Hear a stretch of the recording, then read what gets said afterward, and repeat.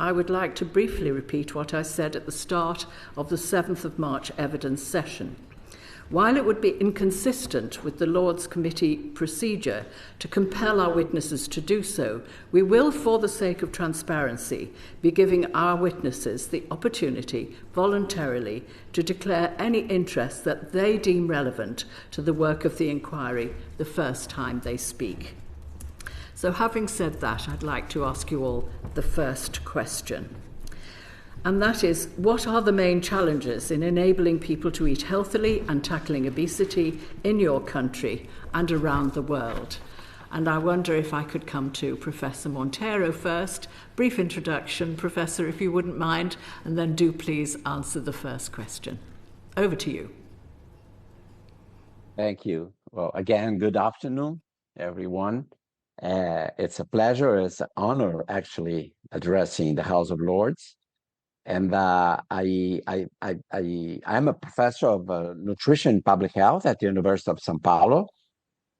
And perhaps I should declare that our research group was the one that developed the NOVA food classification system, within which ultra-processed foods, the concept of ultra-processed food is defined.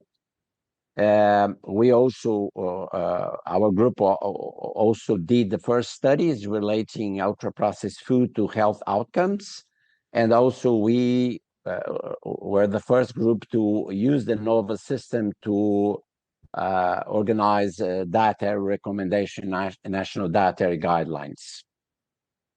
I see three articulated challenges in the promoting healthy diets, not just in Brazil, but everywhere. The first challenge is that we see in the food system everywhere more and more formulations of food substances and additives than real foods. And these formulations are engineered to be overconsumed. The second challenge related to this is the fact that this trend won't stop except if we have strong market regulations. And the explanation is simple. It's because it's much more profitable to make these formulations than to make real food. And the third challenge is that most of these formulations are manufactured by large transnational corporations, and these corporations they are using their economic and political power to impede any regulation of their products. So these are the three main challenges I see, but I also should say that the civil society and national governments aware of these problems, they can face these challenges. Thank you very much indeed. Can I move to Professor Corvalán from Chile? And we have a microphone, but that's it. Thank you. Yes, hello. Thank you very much for this invitation. I'm honored to be here with you all today. I'm a professor of nutrition at the Institute of Nutrition and Food Technology in Santiago, Chile. And I need to declare that I have been part of the technical group that advised the Chilean government on the design of a very, I would say, innovative food environment policy that combines the use of front-of-package warning label, strict marketing restrictions to unhealthy foods, and protection in school environments for preventing obesity and promoting healthier diets. So I'm going to agree with all what Professor Monteiro just mentioned. I just want to emphasize that the way that we frame the issue of unhealthy diets, it's something that really has been, in our experience, refraining the advancements. When we interview our communities here in Chile, and I think everywhere, I just saw a nice study in the UK, people always come back to personal responsibility when they have to talk about diets. I'm becoming obese because I have a lack of willpower.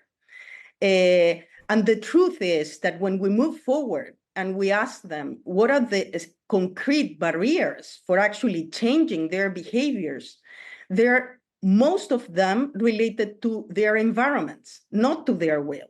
They don't have access to healthy foods. When they have access, this food is more expensive. Kids, in particular, are highly exposed to the marketing of unhealthy foods. And therefore, what we are willing to eat is unhealthy food. So really, there is an issue of framing here. We have been saying for decades that the issue of diet is very related to our own responsibility, but we now know that this is mostly related to our food environment. So where we make our decisions about what we eat.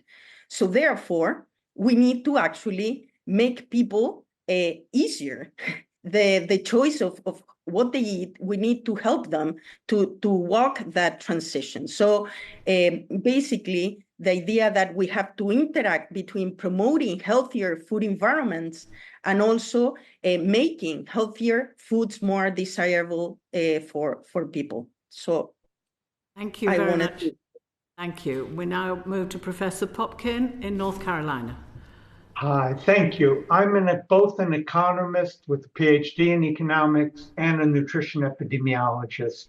My interests relate to the fact that I work with countries to understand the dynamics going on in their diets over the last 30 years, and work with Mexico and Chile, both in the early stages of designing their first Mexico's sugar beverage tax and non-essential food tax, and then Chile's set of laws that Camila discussed. And I lead a group that works around the world with countries, funding groups there to do the research to support advocates in creating these healthy food laws. And we are involved in funding evaluations across the low and middle income world mainly, although we also work in the US. First, my country, like yours, has about 60% of what adults eating is ultra-processed food, and 80% of what children eating is ultra-processed food. So we need to understand the current relevance to both of our countries in Australia. We're really the leaders in consuming these foods globally. Secondly, in terms of challenges, I agree with Carlos and Camila, and I think the two-part is that rapid increase we're seeing across all of Asia, Africa, and Latin America, low middle income countries, Central Asia, Eastern Europe, countries which have had but now see rapidly increases in both obesity and nutrition-related non-communicable diseases.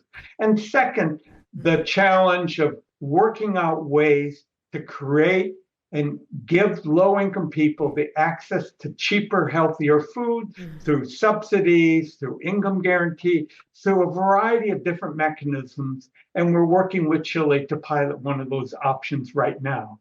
And it's a critical step. So that's a two-pronged issue: reducing ultra-processed food consumption and increasing ways that the poor can have access to healthy food as much as we can, providing the income or the money so they can buy only healthy food. And that's my answer to your first question. Thank you very much. I'm particularly interested in the work you might be doing with Chile about enabling people to eat a healthy diet. It strikes me that it's relatively easy to impose restrictions, but the enabling measures are a little bit harder. If there's anything that is in the public domain that you could share with us about that work, that would be very helpful. Thank you. Camila's running that project, so she should speak to it. Well, perhaps you could give that some thought, Professor Corvalán. Can we move to the next question from Lord Krebs? Thank you very much, Lord Chair, and thank you to our witnesses for joining us. My question, initially, I want to address to you, Carlos, since you are the creator of the concept. We've heard from different witnesses during this inquiry about the challenge of defining precisely what UPF is, how it relates to HFSS, or foods defined by the nutrient profiling model developed many years ago by the Food Standards Agency here. So I wonder if you could start off clarifying, as the creator of this idea, exactly what it means and how it relates to HFSS. Also, we've heard quite a bit of comment on whether or not UPF is a useful tool for regulation and policy. And for example, Chris Van Tulleken, who's written a best-selling book about UPF, he said, the regulatory tool, in my view, should be fat, salt, sugar, and calories. And that's been echoed by many other witnesses that we've heard from. So I wondered whether you agree with that point about the use of UPF in policy and regulation. So first to you, Carlos, and to the others. Yeah. Thank you for the question. It's very interesting. I should start by saying that NOVA, ultra-processed food, is a concept precisely defined within the NOVA Foods classification system. And I have to agree that it's difficult if we don't understand the whole system, the whole classification. It can be difficult to understand the fourth group, which is ultra-processed food. So NOVA classifies all foods we eat into 4 food groups, right?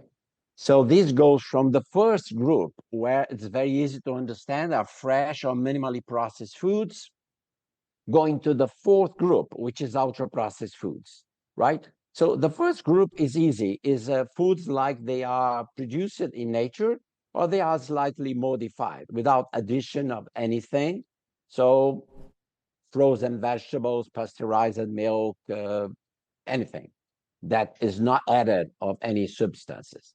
The second group is very important, and it was an innovation in the NOVA system, is the group of processed culinary ingredients. So we are talking here about salt, sugar, oils, and fats. And why this group is important? Because it's with this group that people in their homes or in restaurants, they season, they cook, they prepare NOVA Group 1 foods, right? So most of NOVA Group 1 foods, they need to be cooked, they need to be seasoned before being consumed. But these products are, of course, industrial products. They are not consumed by themselves. The third group is made by the industry adding salt, sugar, oils, or fats to NOVA Group 1 foods. And these are, we could say, relatively simple and very old products in general. And they are, they could be made by people at their homes, but it's more convenient that they are made by industries, right? So, and traditional dietary patterns all over the world, since the Mediterranean diet until the Japanese diet, they are made from group 1, 2, and 3. Of course, most group 1, some group 2, some group 3. Ultra-processed food, which is the 4th group, is entirely different. They are not modified foods. You cannot identify one single whole food in these products. So they are formulations of different ingredients. In these ingredients, we have many food substances, so derived from foods like starches, like protein isolates, like oils and fats, and also additives, many additives. And what is the purpose of the making ultra-processed food? And this is very important. And NOVA actually classified foods according to the extent and purpose of food processing. While the purpose of making group 1, 2, and 3 is, in general, increase food duration and make it easier food preparation, the purpose of making ultra-processed food is different. It's to create novel products to replace NOVA Group 1, 2, and 3. But not just to replace, but at the same time to maximize profits and at the same time to make them irresistible and overconsumed. So we could, summarize the definition of ultra-processed foods saying that they are formulation of food substances and additives designed to replace all other novel food groups, to be overconsumed, and to maximize profits. Of course, this definition is very important because it can explain the commercial success of ultra-processed foods. They also can explain why they cause so many health problems, but they are not immediately appropriate to be used, for instance, in regulations. So for this, we need markers of food ultra-processing.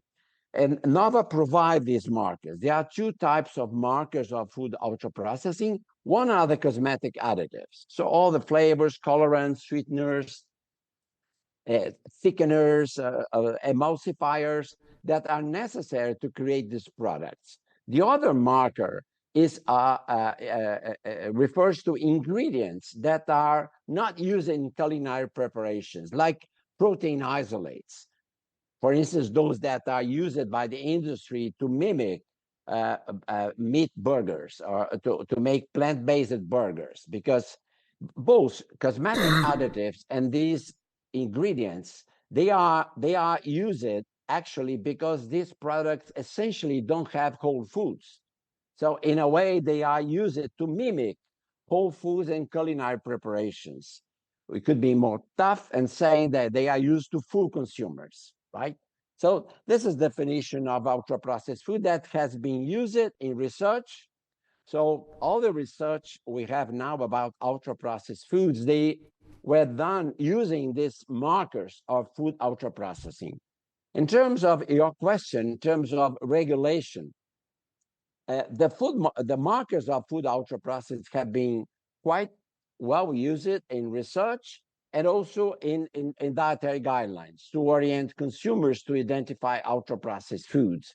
But recently, we started to think more about what are the best markers to be used in regulation. And why I'm saying this is because, for instance, if we use ingredients that are not used in culinary preparations, there are more than 2,000. There are algorithms in many countries being used by companies to identify ultra-processed foods. But if you see these algorithms, they have more than 2,000 of these ingredients, many cosmetic additives. So we are recently starting to think how we could identify ultra-processed foods in terms of regulation. But I will leave this to my colleague, Bert Popkin, because he is researching on this, right? So the second part of the question is, what's the difference between foods high in fat, sugar, and salt and ultra-processed foods? First of all, there are some overlap, of course. And why there are some overlap? It's because the use of fat, sugar, and salt is one way the food industry uses to make low-cost, irresistible products. So then it's clear that we have an overlap, but there are some unique attributes of ultra-processed food which are important. I mentioned 4 of them. So the first is that the amount of fat, sugar, and salt in ultra-processed food, in average, is higher than in processed foods. And this makes ultra-processed foods the driver of excess intake of fat, sugar, and salt. There's evidence in many countries about this. Regarding UK specifically, there's a national study using National Dietary Survey in UK showing that the lowest consumers of UPF, so I mean here people that are eating only 30% of calories from ultra-processed food. These are the first quintile, the 20% lowest consumers. The diet of these people has an average 9% of added sugar. It's high, but it's much less than the diet in the diet of the highest consumers. So people that eat 80% of ultra-processed food in their diet, they have 15%.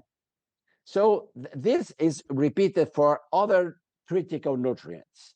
So this is the first important attribute of ultra-processed food. It's driving the excess intake of fat, sugar, and salt. The second attribute, important also, is that the ultra-processed food drive other attributes of the diet, like the lack of fiber and the lack of phytochemicals. So again, there's evidence in many countries, including UK, showing this, that is the ultra-processed food, not the processed foods, because processed foods are source of fiber, but not ultra-processed food. The third attribute important is that different from processed food, ultra-processed food are designed to replace unprocessed or minimally processed foods and culinary preparations, and they are designed also to be overconsumed. And this determines the high energy intake, and obesity, of course. And that the evidence of this was elegantly demonstrated by Kevin Hall trial, right? So Kevin Hall compared ultra-processed diet with the diet with zero ultra-processed food and demonstrate that people tend to consume 500 kilocalories more every day, and they gain weight, of course. And also Kevin Hall demonstrate that this is not related necessarily to salt, sugar, and fat. So this is the third attribute, unique attribute.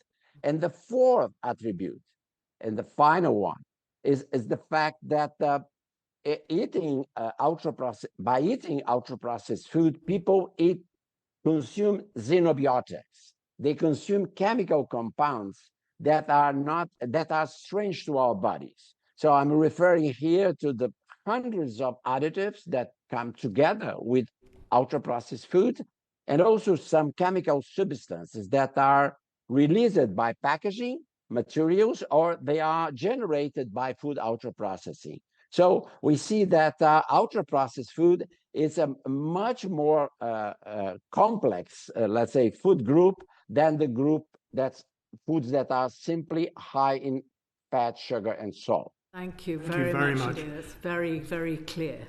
So we're running a bit late, but I don't know whether Barry or Camilla, you'd like to add just very briefly a sentence or two. Yes. So we looked first in the US, and we have a national database of 60,000 households and their purchases from every day, and for 32 million foods over the year. And among that group, the high-end and ultra-processed food both was about half of the population, that they both had high added sugar, sodium, saturated fat. But then there's another 25% that consumed ultra-processed food that was not high-end, but is highly processed and so on. And we used two options to identify ultra-processed food. One is the Codex classification of colors and flavors. The second is 12 Codex classifications. With the colors and flavors alone, we identified 97% of the ultra-processed food. When we used the 12 additive classes that were defined by NOVA, we classified 100%. And we're now doing work around a number of low-income countries with the same kind of data that we'll have to work with colleagues and organize, but we started the project. And with that, we'll be able to see how that varies among other countries. But the reality is, I suspect for high-income countries, this is quite comparable with what you'll find in the UK. So that not all foods are high-end, but we need to start with the high-end, added sugar, sodium, saturated fat, and like chili, energy density, because a lot of foods are just below the cutoffs in sugar or sodium, but have excess calories. So we use that, and then we add on top of that the ultra-processed food to get the whole reach of ultra-processed foods in high end. So that's the answer. Thank you. Thank you. Have you anything different to add, Professor Corvalán? Yeah, I just want to mention that I think that the key thing here is that we now have evidence that not only sugar, salt, and saturated fat are the causes of disease. There are other things that have been mentioned, additives and so on. If in Chile we have regulated mostly sugar, salt, and sodium, and what we have seen is an increase in the use of these additives. So if we have a concept that will gather all what is making people have a disease, it makes much more sense to target that concept rather than specific things. Just to add, in Chile, it was easier to make people understand about ultra-processed food and natural foods rather than talking about high in sugar, high in fat, high in sodium that took us forever to convey that message. People eat foods, and in terms of public health messages, it's much easier to convey a message about foods, eating real foods, than eating nutrients. Thanks. Thank you very much. Thanks very much. We move on to Baroness Ritchie. And thank you, Lord Chair. You're very welcome. What evidence is there that consuming ultra-processed foods is harmful compared to consuming foods that are high in salt, sugar and salt?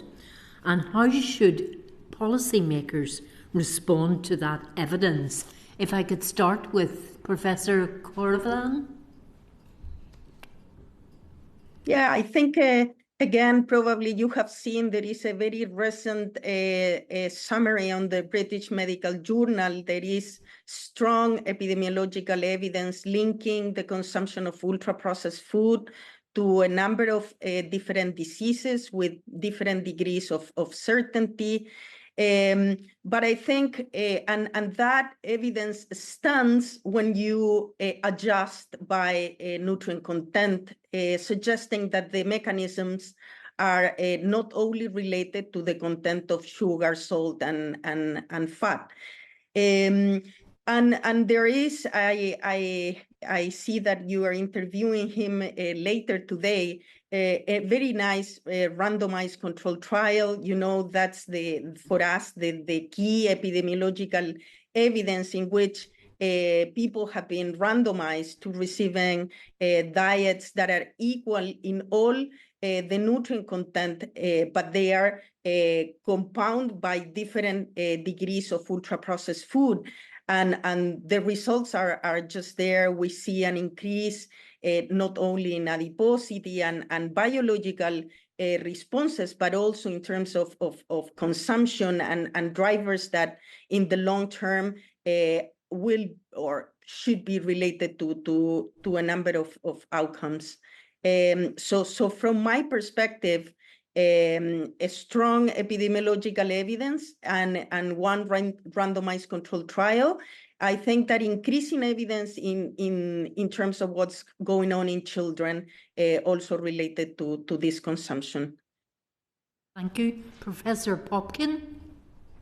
I think that BMC, the British Medical Journal article was one of the critical steps. The Kevin Hall, obviously, it was a critical step as well. But what we're seeing is that these food affect neurotransmitters and the microbiome and various metabolic mechanisms in ways that we've never seen with just high in added sugar, sodium, and saturated fat. And it's something to do with the way industry pulls apart almost to the molecular level these foods and reconstitutes it. And Chris Van Tulliken would have talked to you quite well about that topic because he understands it quite well. And so I think these foods are different, and it goes beyond the foods that are just high in, but we must start in any policy with the high in and then add the markers that allow us to get at the ultra process. Because the nutrition and medical professions for so long have worked on saturated fat, sodium, and so on. And there's so many studies now from every age group, from adults children, adolescents, men, women from Asia, from Africa, Latin America, and Europe and the US. So it's such convincing evidence of that the high consumers versus the low consumers are really affected quite differently. And I don't need to repeat that. We have a Lancet series that Carlos is leading. Camila and I are co-leading the policy paper.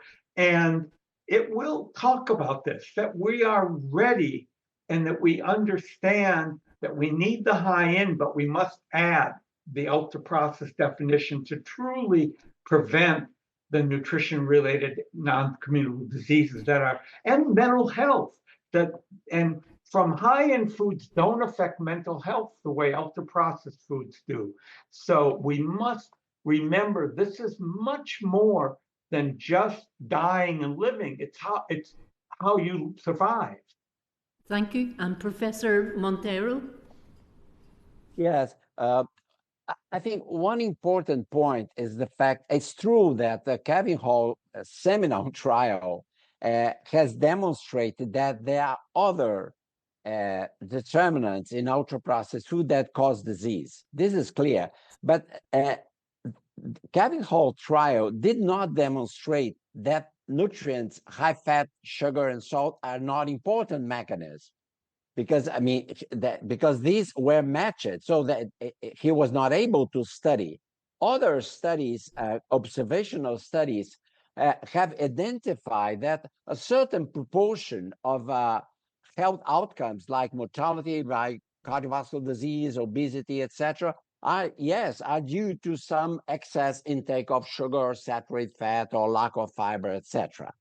But what's important, what makes important the discovery that there are other mechanisms is for policy implications. Because if we have only sodium as a problem, reformulation, it is a solution, right? So you can reduce salt and then you can avoid the problem.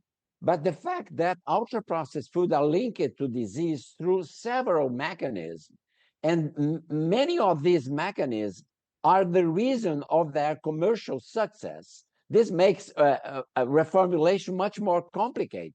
For instance, suppose that we identify hyperpalatability as one important mechanism, and certainly it is one important mechanism for high energy intake and obesity. So what would be the reformulation? What would be the possibility? How we could tell the industry to make foods that are less palatable? So this is the secret of ultra-processed food. So the fact that we have all these mechanisms, additives, hyperpalatability, energy density, all the effect on the gut microbiome, all of these makes very difficult to reformulate or to make just a partial reformulation of ultra-processed food. What we need is a whole food reformulation. What we need is that industry start to make processed food instead of ultra-processed food, like they did in the past. Thank you. Thank you very much. Do you know when the Lancet series is coming out? Yeah, well, yeah, so our expectation is in the mid-year, maybe June or July. What I can tell you is that the 3 papers in the cities were already reviewed externally by Lancet. Now they are in the process of internal review. Thank you very much. That's useful to know. Lord Krebs would like to follow up on something. Just very, very briefly. Several of you referred to the BMJ umbrella review. Do you agree with the authors who identified that out of the 45 studies that they included, over 90% were of low or very low quality? Maybe, Camila, you could tell us, do you agree with that? Yeah, well, there is... Just yes or no? Yes or no? Yes. Yeah, okay, thank you. And my other question, you've all referred to Kevin Hall's study, and we'll be speaking to Kevin shortly, but it is the case, as they say in the paper, that the diets were not matched for total added to total sugar, insoluble total fibre, saturated total fat, ratio of omega-6 to omega-3 fatty acids, or energy density. So it's not really that good a study when the diets were not matched. Do you agree with that? Yes or no? Maybe Carlos. So you referred to it. Yeah. I want to. You agree with it I or want not? to say something about this. Well, first of all, why the two diets didn't match perfectly? Because it's impossible. This is the nature of ultra-processed food. So it was an heroic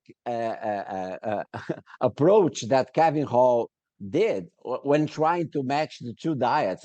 Because if you go to a supermarket as he did with his team, and your task is to select ultra-processed food that match no ultra-processed foods regarding sugar, fiber, energy density, palatability. That's impossible because the nature of ultra-processed food is an unhealthy nature, right? So what he did his best, and he matched different aspects that are more obvious mechanisms, right?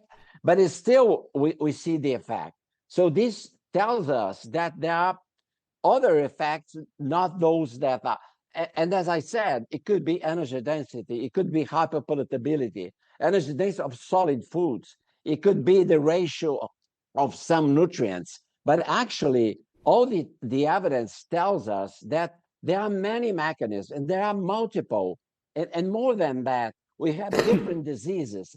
The BMJ review identified 32 health outcomes. It's very likely that we have different mechanisms for different disease. Emulsifiers, for instance, are probably more important for gastrointestinal diseases, right? Changes in the microbiome maybe are more important for brain diseases. Energy density is more important for obesity. So we will spend hundreds of years trying to identify all the mechanisms that link this. But what the evidence is showing, and I want to return to the BMJ umbrella review, it's true that the grade, when you apply the grade methodology, most are low, but we have moderate quality evidence for all-cause mortality, for cardiovascular diseases, and for obesity. And this is very important because with observational studies, when you use grade, all the studies, they start with low quality. I mean, when you go to moderate quality, it's because you have an exceptional, well-done study, because you get only high quality when you use randomized control trials. But the problem is that when you are studying diet and chronic disease, it's very difficult to do randomized control trials. You can do some precursors of disease, like Kevin Hall did. But I mean, tobacco and lung cancer, we never had a randomized control trial. I mean, and everybody is satisfied with the evidence showing tobacco and lung cancer. So I'm very much in favor of more research, but you have to be very careful. I mean, separate the need to understand more, to have more knowledge about something from resolving the problem. Thank you. And we're going to move on to mechanisms now with Baroness Boycott's question. Thank you, Chair. And I'd like to start with Professor Popkin here. What is the evidence on the mechanisms by which ultra-processed food may cause harm, such as the nutrient profile, harmful additives, palatability or convenience? How should policymakers respond to that evidence? I know some of this has been covered, but if we can stick on that very specifically. Thank you. Of course, one of the issues is that ultra-processed foods have really only been studied for the last decade, maximum. So that we've seen many potential components of a total mechanism. We've seen the effects on neurotransmitters, we've seen the effects on metabolic processes, and we've seen the effect on the microbiome. But we still have other pathways to explore to totally understand them, in the same way that nutrition has spent 40 years studying saturated fat, or 40 years or more studying sugar. and sodium. So we have to understand there's still some pieces missing. But what's different also in the mechanisms, there appears to be an addictive component. And psychologists now are working to put that into the psychological book that they use to allow people to be treated for the problem. And there's a growing body of evidence from American, Brit, and other psychologists around the world that these products are addictive. And that's the unique additional pathway, something that happens in the brain that affects consumption in ways that we have not seen with regular food. Can I just follow up on the question of addiction? Would you say it was like an addiction to cigarettes or an addiction to alcohol? Does it I think it's more like alcohol, except because alcohol also affects certain neurotransmitters just from the alcohol effect. But it can't be classified the same as cigarettes, but it's quite close in the way it seems to affect consumption. And I'll stop there. I'll let Dr. Corvalán or Montero, who are both MDs as well as PhDs, go into that. Can I come to Professor Corvalán on that? And that's extremely interesting, and we would, I think, as a committee, be very pleased to get any written evidence and surveys that point towards the addictive qualities of UPF. Professor Corvalán, on that question. Yeah, well, there is mountain evidence on this psychological reaction to the ultra-processed foods that we can share some part of that information. What I want to comment, because I was sitting with the policymakers in Chile when we were discussing the regulations and also discussing all this information about ultra-processed food mechanisms. What I want to highlight is that there is a cost of opportunity. I think that if we keep waiting to have all the evidence, all the RCTs, or all the mechanisms involved, it will take decades, probably. And I just said that I think the BMG is right on the low quality of the studies, because that's the truth. That's how epidemiology judge observational studies. But that those results are very consistent, are reliable, have been capturing different type of populations. And at the time that we keep gathering information, for example, in Chile, obesity was increasingly becoming higher, diabetes, metabolic disease, CVD risk. So at some point, there was a decision about trying to intervene on what was going on, even without having tons of RCTs, tons of information on mechanisms. So the times of policy making and the times of science, unfortunately for us that are scientists, are very different. And what we believe in the case of Chile is that the actions have shown to have an effect on the right way. So just to comment a little bit on all the scientific evidence that there are limits, and this comment on the quality of the BMG highlights that. If we keep waiting to have tons of RCDs, the health of our population will be in a totally probably chaotic level. Thank you very much. So the only people really who would be suited by questioning this evidence is the food industry and people who want to continue making profits out of this kind of food.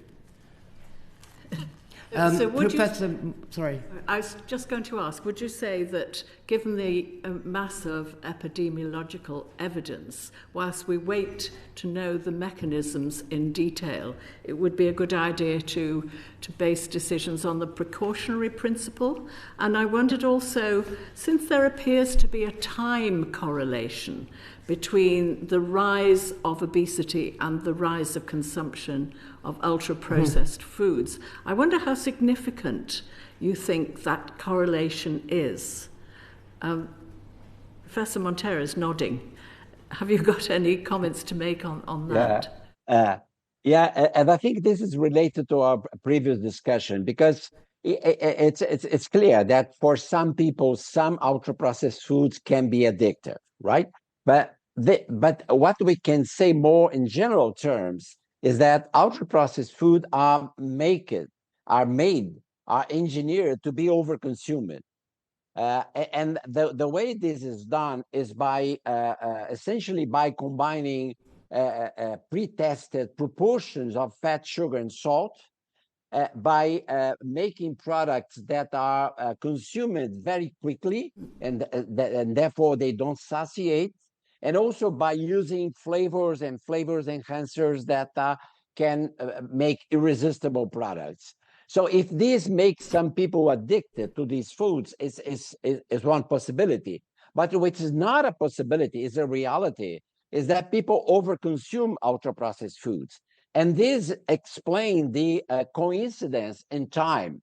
Because, I mean, processed food are made by the food industry, canned food, bread, cheese. I mean, we consume these for centuries, right? And without the obesity epidemic and the diabetes epidemic, we only start to have this disease evolving in an epidemic way when the industry start to make ultra-processed foods in large quantities. So this is so clear, and this makes the solution very urgent. I mean, so link it again with the mechanism. Okay, let's try to know more about mechanism, but we need to start to do something. And not only in UK and the US, where the market was already dominated by ultra-processed food. I'm much more concerned with Brazil, where we have only 20% of calories from ultra-processed foods. But certainly we are increasing, and we are going into the direction of the US. And Africa, where you have less than 5%. In China, we have 5% of energy intake from ultra-processed food, but it was 15 years ago, was 1%. So we have a sort of a global emergency.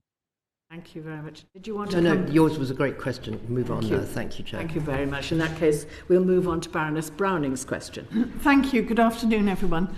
On what terms should government and the scientific community engage with the food industry in order to ensure that people eat nutritious, healthy diets and tackle obesity?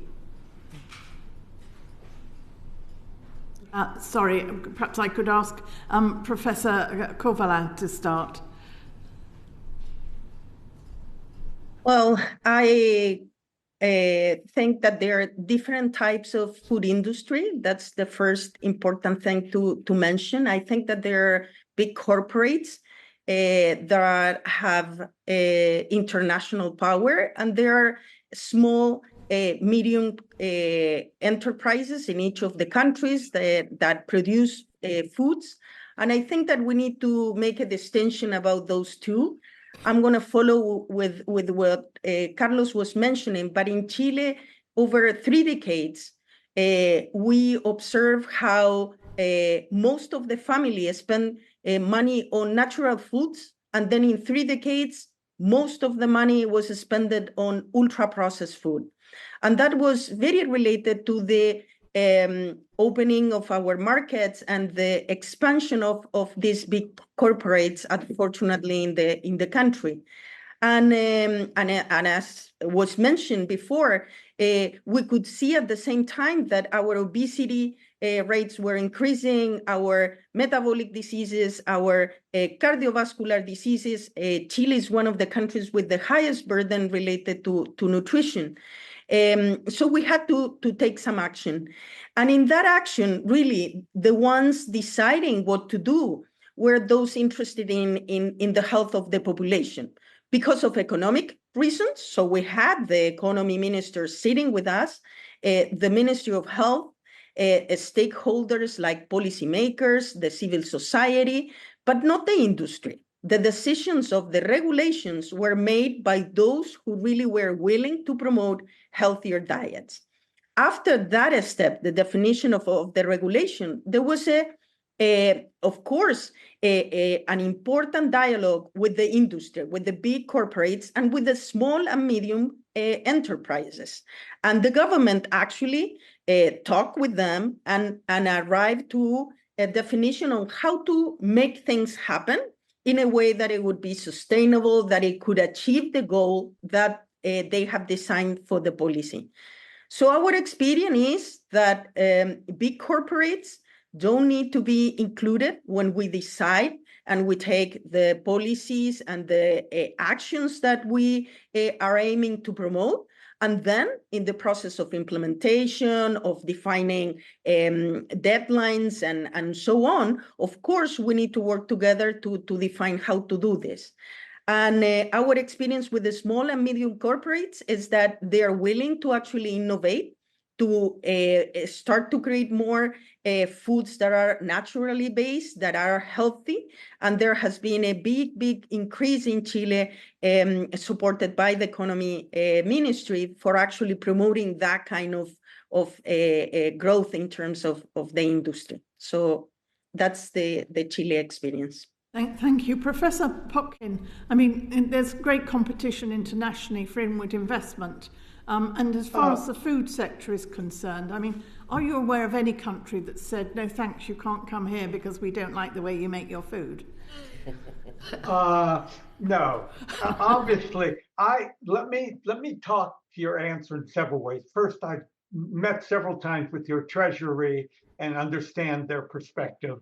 And it's a perspective of projects that have never worked in my country or others, that they're groping to find some social responsibility project that will work. And also, I'm older than all these other colleagues here. I'm 79, almost 80 in another week or two or month. And when I grew up, we were served in our grocery store real food, and some minimally processed peanut butter then was real peanut butter with a little sugar or something added, but not like it is today. The cereals were different then. And I think that what I saw in the 70s in my country, modern food science took over with the Nestle's and all of these companies and grew them in ways and learned to develop them in ways that became what we see today. The second point is referring to, I had a global food advisory group that met off the records with 14 of the 15 major senior VPs on issues and research in the 14 of the 15 biggest food companies in the world. It came to my university. We met off the record. I had a couple other senior scientists with me, Walt Willett and George Bray. And one of the things I learned over doing this for 4 years in the early 2000s is they would do things like reduce on their own sugar. But I asked them, what would happen if we wanted to ban a certain proportion and allow only 5 or 8% or 9% of sugar in your products? And they all absolutely said no. All regulations, we will fight, no matter what it is. Sodium restriction, anything, we'll fight not to have it. So I learned from that, and then in my work around the world, that these companies are not willing to sit at the table and cooperate. They are fighting us in every country. Some of the biggest battles right now are going on in India, but there's not a single country where the food industry has worked cooperatively with the government and researchers to actually make positive changes behind some minor thing. But when we put in the regulations in Chile, the sodium was replaced with potassium salts and other healthy things. And that is one indication of what they can do. They can reduce the sodium 100%. I know from one meeting with these people in the early 2000s, they have the ability to reduce all sodium in food and replace it with other things that will make healthier food. But they won't do it unless we force them. So now you ask me, yes, competition is a piece of the driver. They all have. Nestle has the biggest research institute of nutrition in the globe. They have over 8,000 nutritionists that they use and food scientists mainly, to reconstitute and change all the foods that we're talking about. So I don't think they want to give that up. We are going to have to find ways to regulate them at the national and global level ultimately if we want to save the globe from being a population where everybody has the non-communicable diseases and everybody's going to die early or be debilitated. And that's what's happening now from the obesity. We're having a debilitated nation.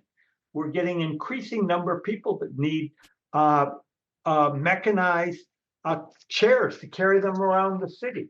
And that's going to increase in every country in the globe except half the world, 3/4 of the world can't afford those mechanized chairs. Thank you very much. Professor Montero, have you anything else to add to this? Oh, I think my colleagues told everything. Thank you. Thank you. Thank you very much. Can we move to Baroness Pitt-Keithley now, please? Thank you. It's most interesting to hear what you all have to say, and we wish to learn from you. We want to learn about the recommendations we can make for strategies that will deal with some of these problems. So can I ask you, and perhaps you could develop on what you were saying to us just now, Professor Corvalán from Chile, what have been the most effective strategies or strategies that you now deem as effective that have been introduced in your country to enable people to eat healthy diets? And perhaps I could ask each of you, if you weren't thinking of the practicalities, what would you like to introduce as a strategy? So I'll start mentioning what we have done in Chile and what we have learned. We have learned that it's extremely difficult to change people's behavior regarding diet. I think at some point someone mentioned about that regulations were easier than actions to promote healthy eating. I think that both are extremely difficult given all this scenario. So one important thing is that we need to combine efforts. We need to do it in a progressive way. And in Chile, we have combined actions that in one aspect inform the consumer by providing a warning label for foods that are unhealthy. Very simple, very concrete, a strong effect in terms of what people get. We have been trying to inform consumers for decades. This simple logo informed people rapidly in seconds that is a product that you should be not consuming in high quantities. So information, one thing. Restriction to marketing. We need to decrease the desirability. We need to not to promote people things that will become them sick. I mean, it makes a lot of sense that we don't want to be promoting things that will increase our rates of hospitalization, cost in health, and so on. So strong marketing restrictions, particularly to vulnerable population, and that includes children. And then the third aspect is related to affordability, access. Talking about fiscal measures, and that means balancing taxes and subsidies. So I think that that's the starting package. I want to emphasize in Chile, we have seen strong, consistent effects that shows that this is the right way to move forward. Thank you very much. And Professor Popkin, effective strategies, and what would you like to have? I would like to do 2 or 3 things. First, I'd like to go back to having, like the Blair and Brown put into the schools in England, a kitchen so that young boys and girls could be taught to cook real food and given some of the skills that are beginning to be lacked in all of our countries. Secondly, I would like to to subsidize, to create a transfer program in my country, building on transfer programs we have that provides for low-income households money only for purchasing fruits and vegetables and legumes and beans. And thirdly, I'd like to move toward, for all daycare as well as schools in the US, free or reduced price breakfast for every child. Thank you very much. Thank you. And Professor Montero. Yes. I think Latin America actually, starting with Chile, but now many countries have a lot of experience, interesting experience to share with the world. I think it's here, perhaps we should make a distinction between policies necessary in countries where most people still consume real food from situations as UK and the US. Maybe I think there are some different approaches, but I'm much more concerned, with countries like Brazil and others where the main priority is to stop the increase in ultra-processed food and the replacement of traditional diets. This doesn't anything more important than this. And to make this, I think we have several strategies. And in Brazil, I think we had a very good experience in recommending people what are healthy diets. As Camila said, it's much easier for people to understand what foods they have to consume and not what nutrients, right? So in Brazil, we use the NOVA food classification system as a framework to organize recommendations for people on healthy diets. So as I said, we have 4 groups. So essentially, we say that a healthy diet should be based on group 1 foods, a diversity of group 1 foods, legumes, fruits, vegetables, cereals, nuts, roots, some animal sourced food in small quantities. This is very important. People should prepare these foods using small amounts of sugar, salt, and fat. They have to complement the diet with processed food like bread, cheese, and canned foods, but they have to avoid ultra-processed food by all the reasons we mentioned before. So this has worked very well because people can understand. And there's no contradiction, in this orientation and the orientation to reduce fat, sugar, and salt, because as I said, ultra-processed food are the main driver of the excess intake of these critical nutrients. And by using small amounts of culinary ingredients and reducing the quantities of processed food, people can achieve a healthy diet. And this is reviewing the dietary guidelines was not only important to recommend healthy diet for people, but also to orient policies. So we have in Brazil, for instance, food procurement policies very linked to the dietary guidelines. So in our school meal program that offer more than 40 million meals every day to Brazilian children, the purchase of foods for this program is oriented by the national dietary guidelines, and ultra-processed foods are not part of these foods. Another consequence was the front of package labeling, warning labels we have in Brazil that, as in Chile and Mexico, only applies to processed and ultra-processed foods.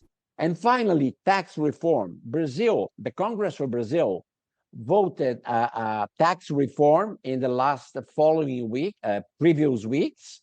And in this tax reform, there was a decision by the majority of the Congress to have in the food basket only, not to have ultra-processed food, have only minimally processed food, group 1 NOVA, and processed culinary ingredient, and some processed foods. So this was very important. Also, there was a decision that any food that can cause health problems or environmental problems should have a special tax. So now we are in the middle of this discussion, So we are very optimistic that we will have a complete exemption of taxes in unprocessed and minimally processed foods, and we will have a selective tax on ultra-processed food. But all of this was possible because we changed in 2014 our national dietary guidelines. Thank you very much. Thank you. And can I follow on that comment just by asking, the tax that is raised by taxing those unhealthy foods, has there been any discussion about what to do with the money? I mean, is there any intention of using the money to help poorer people to eat more healthily, for example?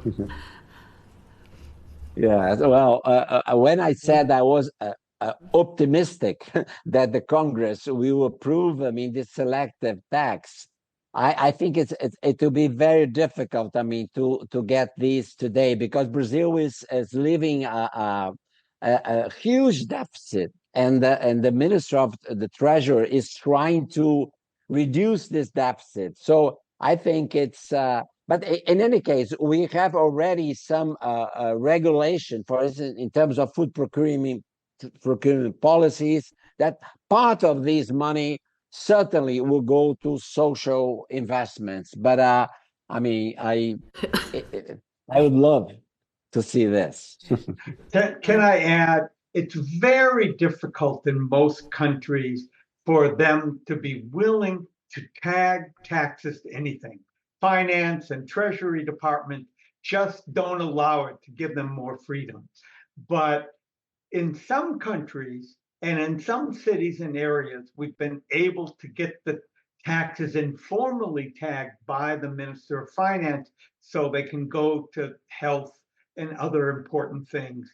Or like in Chile, where Camila's working on a pilot with us for the Minister of Finance and Agriculture to use the tax money that they will create for providing money to low-income people only for buying seasonally appropriate fruits, vegetables, and healthy food.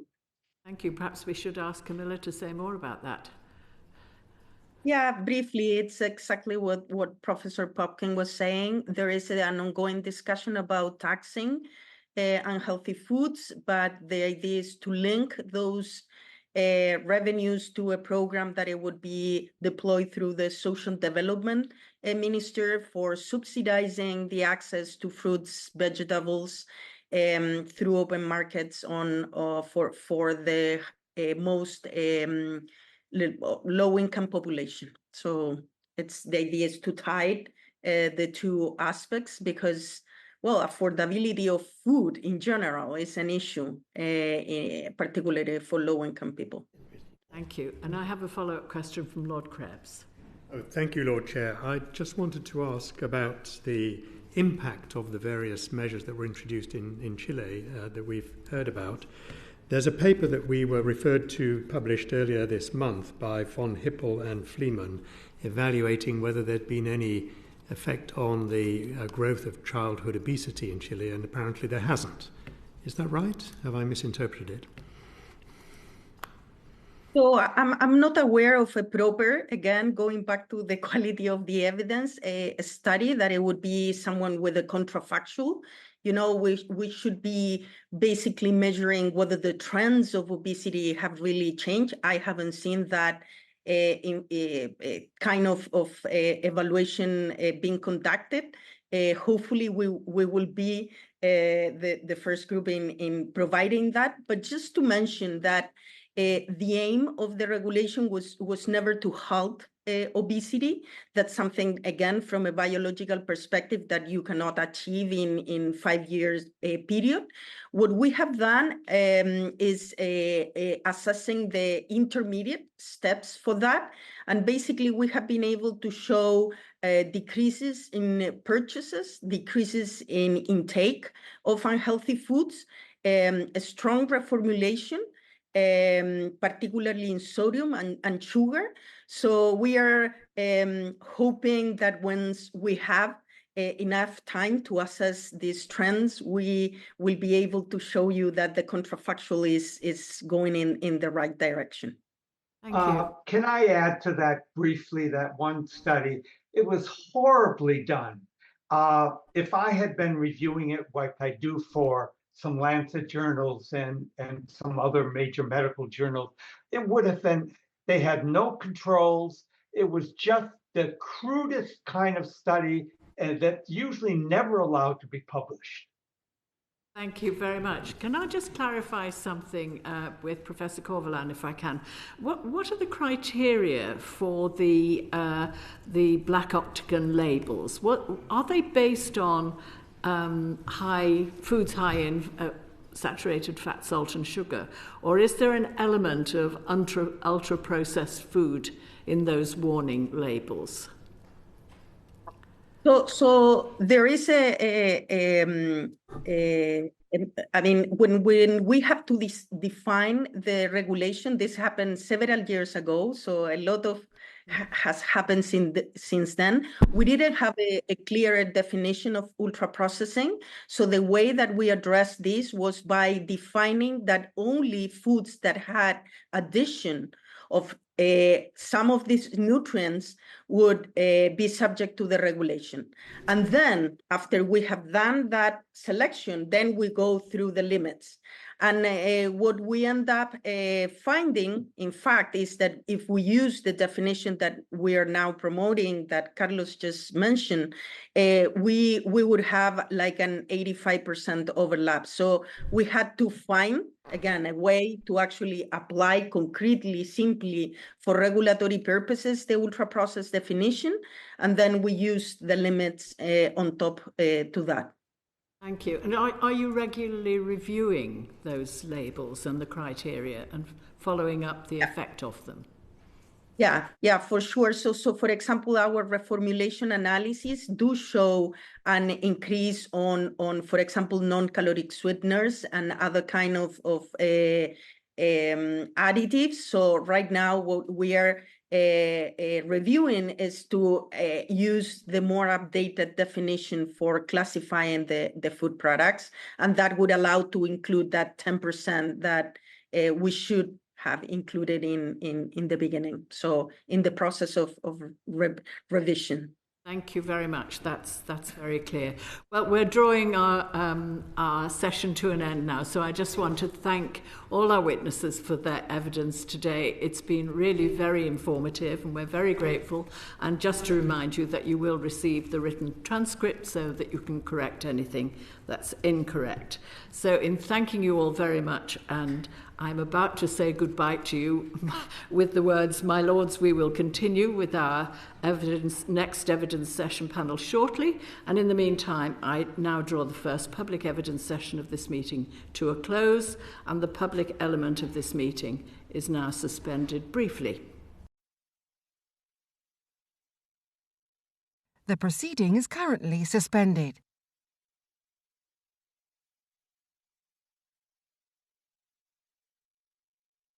The proceeding is currently suspended.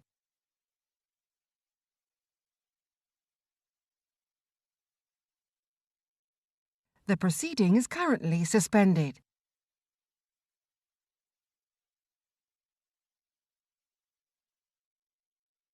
The proceeding is currently suspended.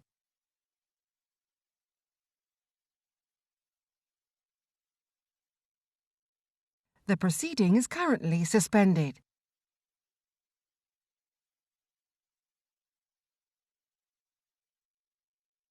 The proceeding is currently suspended.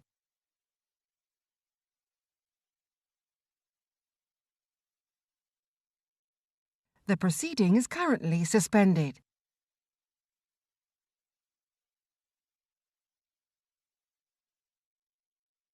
The proceeding is currently suspended.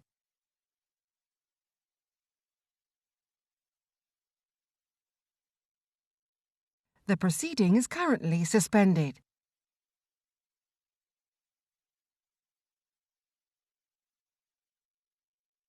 The proceeding is currently suspended.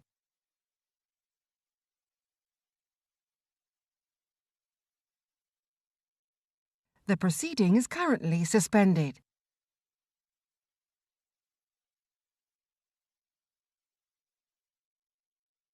The proceeding is currently suspended.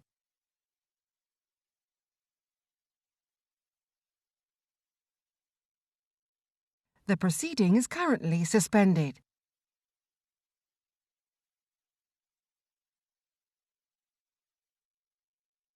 The proceeding is currently suspended.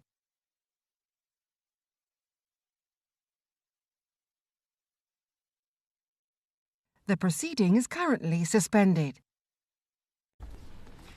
Good afternoon and welcome back to this public meeting of the House of Lords Committee on Food, Diet and Obesity.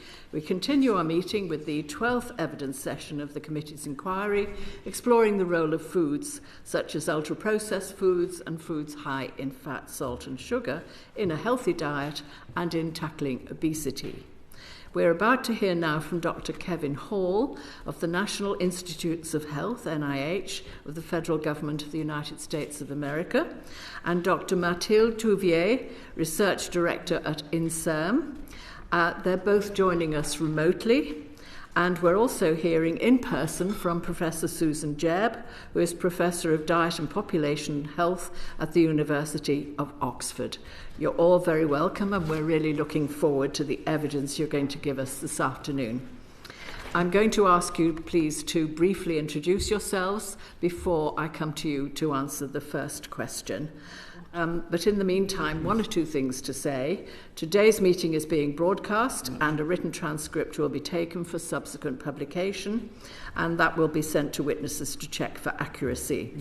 I refer to the list of members' interests, including my own, as published on the committee's website and as set out on the committee's first evidence session on the 8th of February. I'd also like to briefly repeat what I said at the beginning of the earlier evidence session. While it would be inconsistent with Lords Committee procedure to compel our witnesses to do so, we will, for the sake of transparency, be giving all our witnesses the opportunity voluntarily to declare any interest that they deem relevant to the work of the inquiry the first time they speak. So, having said all that, I'll turn to the first question, which is, what are the main challenges in enabling people to eat healthily and in tackling obesity in your country and around the world? I wonder if I can turn to Dr. Touvier first. Perhaps further introduce yourself and then turn to the challenges. Thank you very much. So I'm Mathilde Touvier. I'm the head of the Nutritional Epidemiology Research Team here in Paris at the French National Institute for Health and Medical Research, INSERM, and I'm the PI of the Nutrinet Santé cohort. I have no conflict of interest to declare. Thank you. So in terms of challenges, so many challenges indeed. You're very...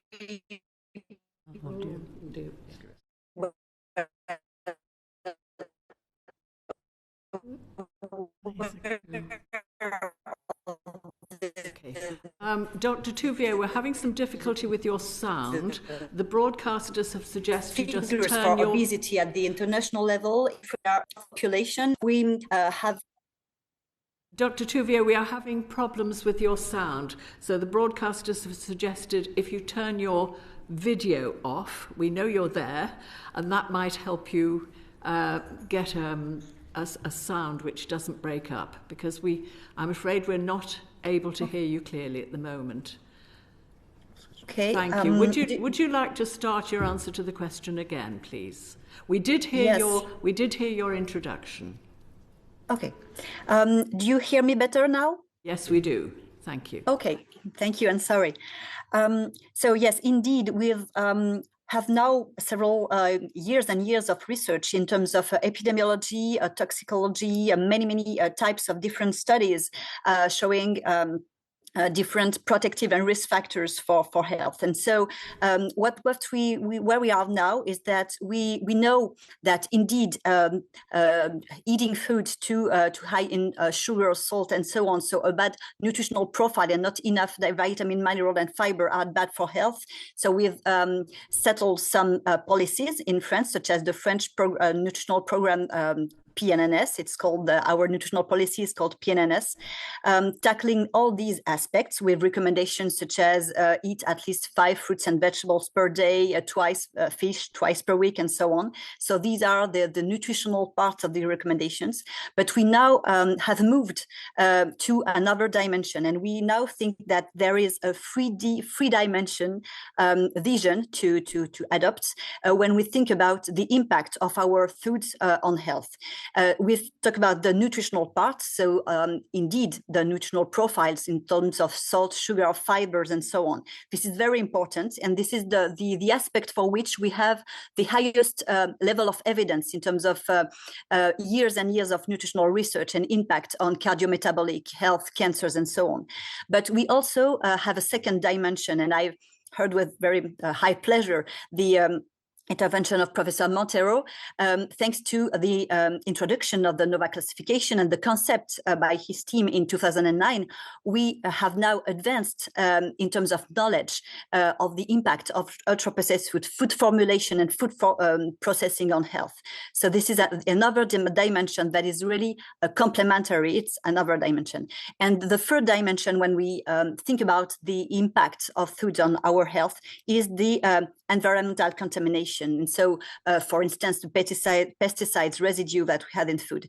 And these also may impact health in various ways. And so the challenge here in France, but also in other countries, is to be able to tackle with adapted policies these three dimensions, and to be able to reduce the exposure to the people to these unhealthy foods based on these three dimensions.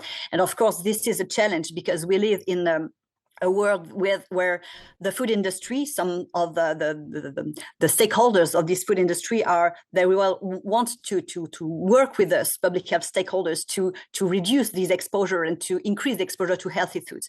But many of them are pushing foods that are not healthy, not nutritionally healthy, or ultra-processed food, or also contaminated food. And so the challenge here is to try to put in place mandatory policies to be able to reduce exposure to ultra-processed food with bad nutritional profiles, and so on. Thank you very much. Could we come to Dr. Hall next? Dr. Hall, we have already heard this afternoon about your famous clinical trial, and I wonder if you could tell us whether you're planning to repeat it at all, perhaps in partnership with other universities or research groups. Sure, I'll introduce myself first, as according to your instructions, and then I'll be happy to answer that question. So I'm a senior investigator in the intramural research program at the National Institutes of Health, located just outside Washington, D.C., and my main research interests involve investigating how the food environment affects what we eat and how what we eat affects our physiology and the development of obesity. And I have no conflicts to report. It's great that people are talking a lot about our studies. It's really heartening to hear that. We are actually conducting a follow-up study as we speak. We have folks admitted here to the NIH Clinical Center, where they live with us 24 hours a day, 7 days a week for weeks on end, and we take control over their food environments. And in this particular study, we are reformulating different ultra-processed food environments to vary them in the extent of their so-called energy density, that's the number of calories per gram of food on the plate, as well as the number of so-called hyperpalatable foods that are being offered. The goal of this particular research project is to follow up on our previous one, which I'm happy to describe later if folks are interested in hearing more about that.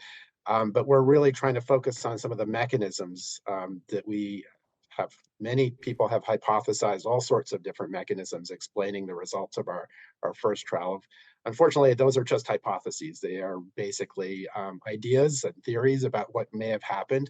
As a scientist, we go back and we design a prospective study to test those mechanisms, and that's what we're doing now. Thank you. Well, we look forward to seeing the results of those trials. Now, your take on the major challenges that we face. Yeah, I think that the main challenge is that in countries like the US and the UK, we have food environments that are dominated by a variety of unhealthy foods that are heavily marketed, widely available, tasty, affordable, convenient, and require very little time, skill, and equipment to prepare. Food scientists have developed ingenious processing and formulation technologies to transform inexpensive agricultural inputs into a wide variety of profitable products that people really love and rely on to support their busy lives. And it's difficult for most people to avoid such foods. And it's actually a privilege to have the time and resources to prepare or purchase healthy meals on a regular basis. So I think that this food environment that most people are faced with is really the main challenge that countries like the US and the UK face when it comes to enabling people to eat healthily and tackle obesity. Thank you. Professor Jebb. Hello everyone. So I'm Susan Jebb, Professor of Diet and Population Health at the University of Oxford, where my research team both works on public health policy to try to prevent obesity, but also on clinical interventions to treat obesity. I should note that I'm also chair of the Food Standards Agency, but today I'm speaking very much as an independent academic and not on behalf of the FSA. Following that, I should note that my salary comes entirely from the university and from the FSA, and has done for my whole career from public sources.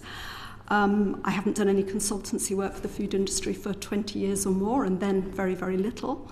But some of my research studies do involve products or services which are provided by industry. So particularly clinical weight loss interventions, for example, which are provided to the NHS by those companies for free. Or where data is provided to us in order to evaluate interventions. So we do have collaborations with the industry, but the contracts for those are with the university, and they don't provide any of my salary. So with that aside, I mean, on the challenges, well, people have set it out extremely well already. People have got a biological drive to eat, and the food industry has responded to that by providing us with cheap, convenient, tasty food that people want to eat. Kevin set it out extremely well. So, the challenge we've got is that we need to both change the food industry, but we also need to change consumer preferences. And I think over time there's been a sort of assumption that somehow that should start with consumers. And if we just got consumers to change, then actually that would drive the market.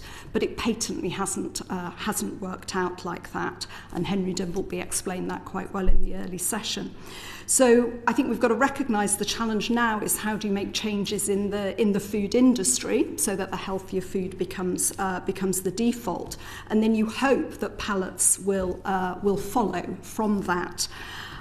Just as when you stop taking sugar in your tea, suddenly adding sugar becomes unpalatable.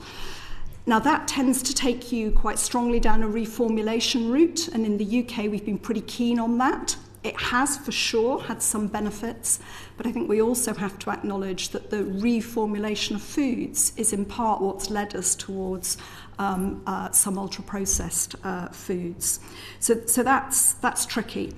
So I think the other big challenge is how do you change those consumer preferences at the same time. And that is much harder, though you've heard from lots of other witnesses who've talked about the importance of starting early, the work that can be done in the early years, and of course through school food.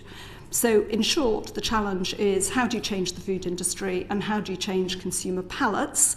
That's sort of the easy statement. The real challenge is how do you do that? Sounds terribly easy. Can I move now? Thank you very much for that. Can I move to Lord Colgrave for the next question? Thank you, Lord Chair, and thank all three witnesses for coming to give evidence to us today. My question is, what are ultra-processed foods, and how useful is this term for the purposes of policy and regulation, and what is the overlap with foods high in fat, salt and sugar? Perhaps Professor Jebb, you start. Well, okay, lots of witnesses, I think, have discussed the challenges of classifying UPF, especially, I think, for the purposes of legislation, where we know it needs to be extremely precise. I think the key point that I'd make is that ultra-processed food is a very binary system, yes or no, and that means we can spend an awful lot of time arguing which side of the line a particular food will fall. Some of the research on ultra-processed food is beginning to try to look at specific categories of food, But to be honest, I think we're a very long way off being able to link individual foods to particular health outcomes. So I think it is quite challenging. Now, in relation to the overlap with HFSS, essentially, I think you mean with the nutrient profiling model. There is, of course, a very strong correlation between the two, but they're not the same. You've had lots of examples of that during this inquiry. If I make a chocolate brownie, that's not HFSS, but a pre-packed loaf, is ultra-processed, but it's not HFSS. So I think, there are tricky bits around the edges. I think the important difference is that the nutrient profiling model gives you a continuous score, and that's much more flexible. You can use it as a binary, as we do for advertising, where you say, here's the cut point. But by having a continuous score, you have the potential for demonstrating that there's a sort of spectrum of healthiness rather than this sort of black and white. My worry, I suppose, is if we throw out the HFSS nutrient profiling model in favour of UPF as the basis for our food policy, is that we're going to spend another however many years trying to agree the definition. And I think I'd prefer to see the nutrient profiling model evolve if it needs to do so. At the minute, I don't think we do know what is it exactly about ultra-processed food which causes harm beyond the nutritional profile. And when we do, I think you could adapt the nutrient profiling model to recognise that. And personally, I think that would probably put us in a stronger position than jumping to something where, the evidence at best is still emerging, but I suspect is going to be tricky for some time. Thank you. Dr. Hall? Yeah, I think that, defining UPFs is something that you heard a lot about in the last session, so I won't go into too much detail about that. But I think one thing that's really important to realize is that, the NOVA system of which UPFs are part of ignores the nutrient content of foods. And while there may be, some good deal of overlap between ultra-processed foods and those that have poor nutritional profiles, there are cases of ultra-processed foods that have actually quite good nutritional profiles. And similarly, there are HFSS foods that are not UPFs, right? So the brownie example that Professor Jeb gave is an example of an HFSS food that is homemade but would not be considered ultra-processed. It's also important to realize that the definition of ultra-processed foods, maybe despite some of the terminology and scariness of that terminology, doesn't necessarily imply that ultra-processed foods are harmful to health. That's something that has to be determined based on scientific evidence. And we've heard a lot about the mountain of epidemiological evidence that has associated diets high in ultra-processed foods with poor health outcomes. One thing that's kind of interesting to me, at least, in kind of thinking about the relative weight of evidence when you consider HFSS definitions based on nutritional profiles versus ultra-processed foods, is that while there's a mountain of evidence kind of linking individual nutrients like diets high in sodium or diets high in sugar with poor health conditions, there's actually very, very few studies that have linked nutritional profiling systems such as HFSS with poor health outcomes. There's less than 30 by the latest count in a paper that was published recently in the American Journal of Clinical Nutrition, compared to, I think Dr. Montero has now counted up more than 1,000 epidemiological studies linking diets high in ultra-processed food with poor health outcomes. So I think it's really interesting to think about the relative weight of evidence that's available for HFSS nutritional profiling systems as markers of health or poor health outcomes versus ultra-processed foods. Thank you. Dr. Touvier. Yes, I fully agree. In fact, when you look at all the evidence, epidemiological evidence, the randomized control trials from Crevin Hall and so on ultra-processed food and adverse health outcome, we definitely see something here. So the concept of ultra-processed food is very important. And if we want to go further in terms of regulation for food labeling or price policies or so on, we definitely need an operationalization operationalization of the definition of ultra-processed food, being able to really have markers. I've heard that you talked about this previously, really stating what is ultra-processed food and what is not. We have this NOVA classification. It is very, very good basis, and we need to go, further to operationalize this definition. But indeed, the two dimensions of the nutritional profile and ultra-processed food, there are correlations. And in France, we've just published a paper where we looked at the Open Food Facts database, and we looked of more than 130,000 products on the French market with their both Nutri-Score on the one hand, so scoring the nutritional profile in terms of salt, sugar, dietary fibers, and so on content. And on the other way, we looked at the NOVA score, and we saw that 63.2% of ultra-processed foods were scored Nutri-Score D or E, which are the lowest nutritional quality marks that you can have with the Nutri-Score. And whereas only 5.3% of ultra-processed food were scored A with the Nutri-Score. So there is definitely a correlation between the two concepts, but you can see here with these figures and with the very good examples taken before with the chocolate cake and so on, that these two dimensions are not collinear, they are complementary. And so in terms of policy, I fully agree with Professor Jeb. I mean, the level of proof in terms of health impact of too much salt, sugar, and so on is very high. We need to keep this in mind and to have, for instance, food labels such as the Nutri-Score, saying that we should favor these foods and have these nutritional profiles based on these nutrients, but also add other dimensions, such as the dimension of food ultra-processing to this first dimension. And the more we advance in terms of research regarding food additives, regarding contaminants created during processes and so on, we will be able to make this food label evolve, food label or profile evolve. And so this is what we have proposed with the Nutri-Score in France, and with a declination of this logo, adding a black frame to signal where the food is ultra-processed. So it really is here the consideration of the two dimensions within the same logo, so the nutritional profile plus the ultra-processing dimensions to inform the consumers here with the two dimensions. Thank you. Did I hear you right? You said 130,000 products were analysed in the study? Yes, not analyzed in terms of laboratory assays, I mean, but the Open Food Facts database is a database that also exists in the UK, as a matter of fact, and it gathers many foods of the market. It's a crowd-sourced database, so everybody can scan the barcodes of products, and it gathers all the information on the food labels, so the composition, the ingredient lists, and so on.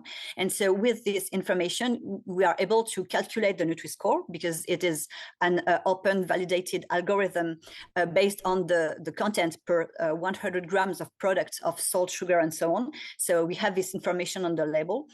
And the other information, NOVA, with the ingredient list, we can see if there are emulsifiers, artificial sweeteners, and so on. So we are able to apply the NOVA classification.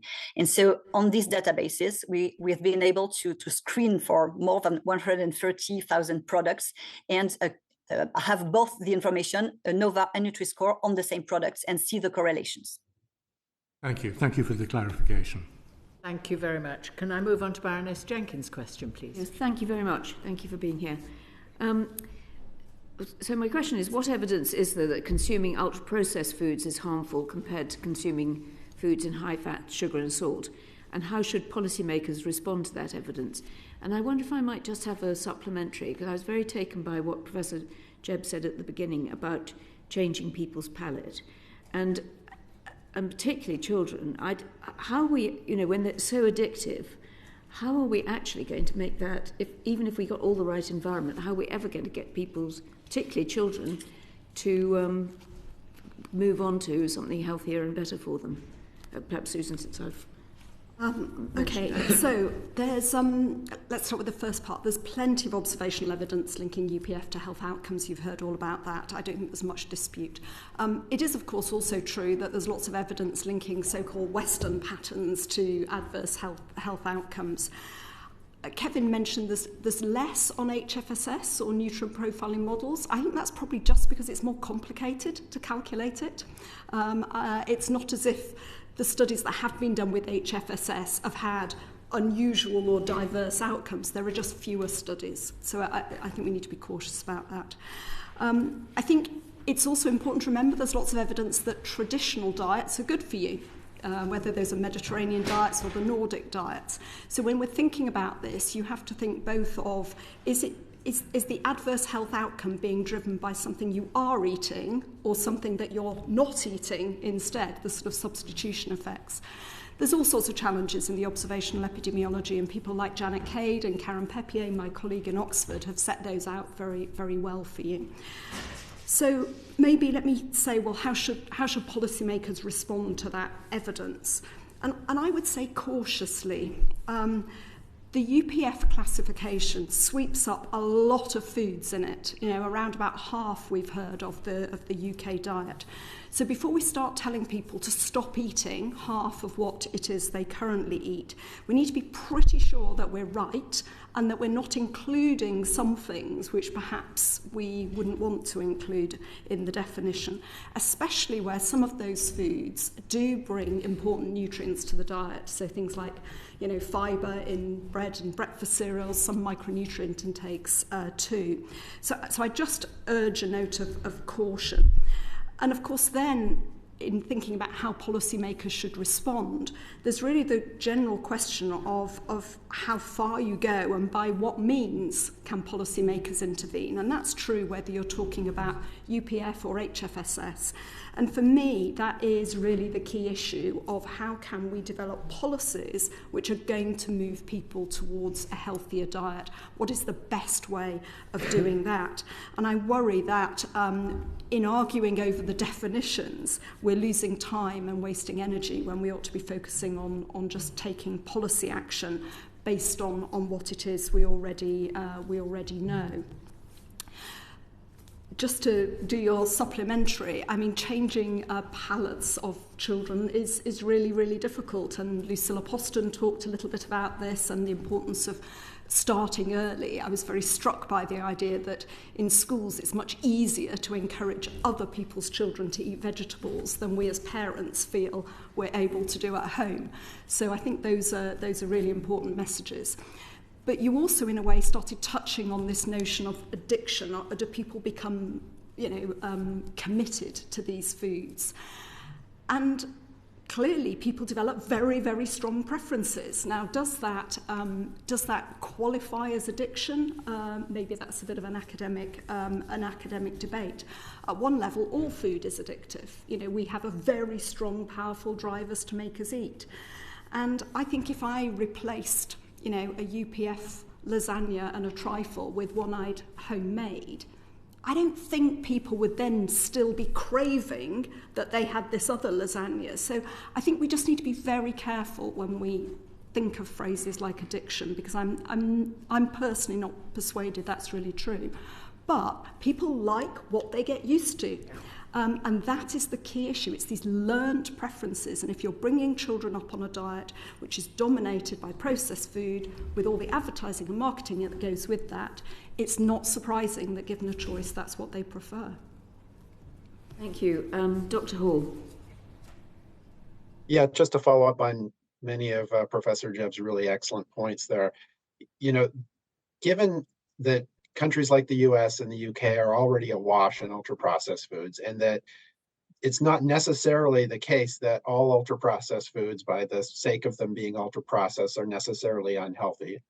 We need to understand the mechanisms by which those diets that are high in ultra-processed foods are leading to deleterious health outcomes. So there's no dispute, I don't think, about those linkages being present. The question is, how is that happening? And until we can understand the mechanisms by which that happens, we're sort of at a loss for how to actually address the issue. If we don't understand the mechanisms by which ultra-processed foods lead to poor health outcomes, then we can't subcategorize ultra-processed foods into those that are neutral for health, those that are actually potentially healthy for you, and those that are the real harmful properties. Now, HFSS is one way of potentially looking at that and targeting that from the outset. And we do have some good mechanistic information about why diets high in sodium are poor for, high blood pressure and cardiovascular disease, et cetera, et cetera. So I think that that's a good starting point.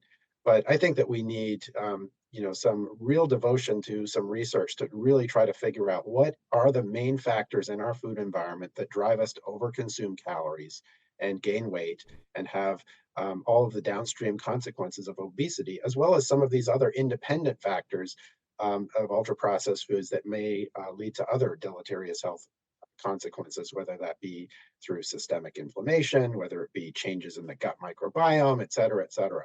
That mechanistic information, I think, is crucial. It doesn't mean that we can't act now from a policy perspective, but I think to act most effectively, one needs to understand the mechanisms as well as the potential consequences of interventions in terms of what it's being replaced with. And I think that that's another aspect where we can learn from some past history of mistakes, especially in the saturated fat and trans fat area.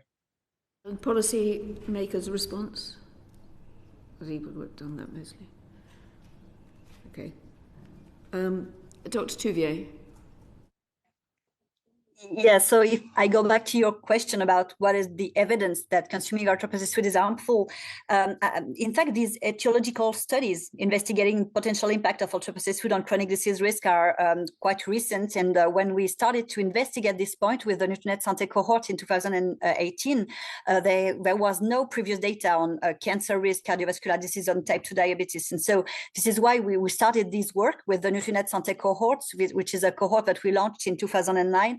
We have more than 176,000 participants now. And the interest here is that we have a very detailed characterization of the food consumed by participants. We have validated 24-hour records, repeated during follow-up. We had the brands of industrial products consumed. We had the content in additives and so on. And so in terms of we've been able to apply the NOVA classification into this study, and we really saw associations with increased risk of cancer, cardiovascular disease, type 2 diabetes, mortality, depressive symptoms, and so on. And now in the last years, there has been a drastic accumulation in studies showing adverse health outcomes linked to ultra-processed food intake. More than 75 prospective cohort studies. You've discussed that previously with the previous session, and you've seen also the umbrella review published by Lane and colleagues in the British Medical Journal showing all this evidence, and there will be the Lancet series, as mentioned previously, also summarizing this evidence. And this is from the epidemiological part, and the important part here in this aspect is that most of these studies adjusted for nutrient intakes. They adjusted for energy intake, salt or sugar or fiber, vitamin intake, or I don't know, many parameters of the nutritional dimension. And despite accounting for these factors, the associations between ultra-processed food and other health outcomes were observed. This really pleads for other characteristics, other factors within ultra-processed food that play a role in the association. And the other part of the evidence comes from randomized control trial, such as the one Kevin Hall is going to talk about, of course. But this is important here to show that indeed it would be so great to have a randomized control trial or many trials during years and years, giving ultra-processed food to people and a lucky control group taking healthy foods with a good nutritional profile, not ultra-processed and so on, and to see who dies first, who has the most cancer and so on. This is obviously not ethically possible. And so it's important here for this topic, and it was the same for tobacco or other alcohol and so on, that the evidence won't come from randomized control trial alone. They are very important, and they provide very interesting insights into the mechanisms, for instance, by which they can act, these ultra-processed food, but they are really complementary to observational studies, mechanistic epidemiology with biomarkers also, and also in vitro and in vivo experimental study. And this is what we begin to have here with ultra-processed food, and also yes, evidence about other characteristics, maybe it's the next question, but of food additives and other parameters, we begin to have many ideas about how they can work. We have many things to discover also yet, but still it's time for action, even with what we know now. Thank you. I think we are now about to move on to the issue of mechanisms with Caithness's question. Yes, thank you. It is following on. What is the evidence on the mechanisms by which ultra-processed foods may cause harm, such as nutrient profile, harmful additives, palatability, or convenience? And how should policymakers respond to that evidence? Dr. Tuvia, can we start with you, please? Yes, thank you. And the question is already very well formulated. And so you've mentioned many of the parameters that may play a role. So indeed, the nutritional profile, in average, a poorer nutritional profiles of ultra-processed food probably plays a role. And this is an important aspect.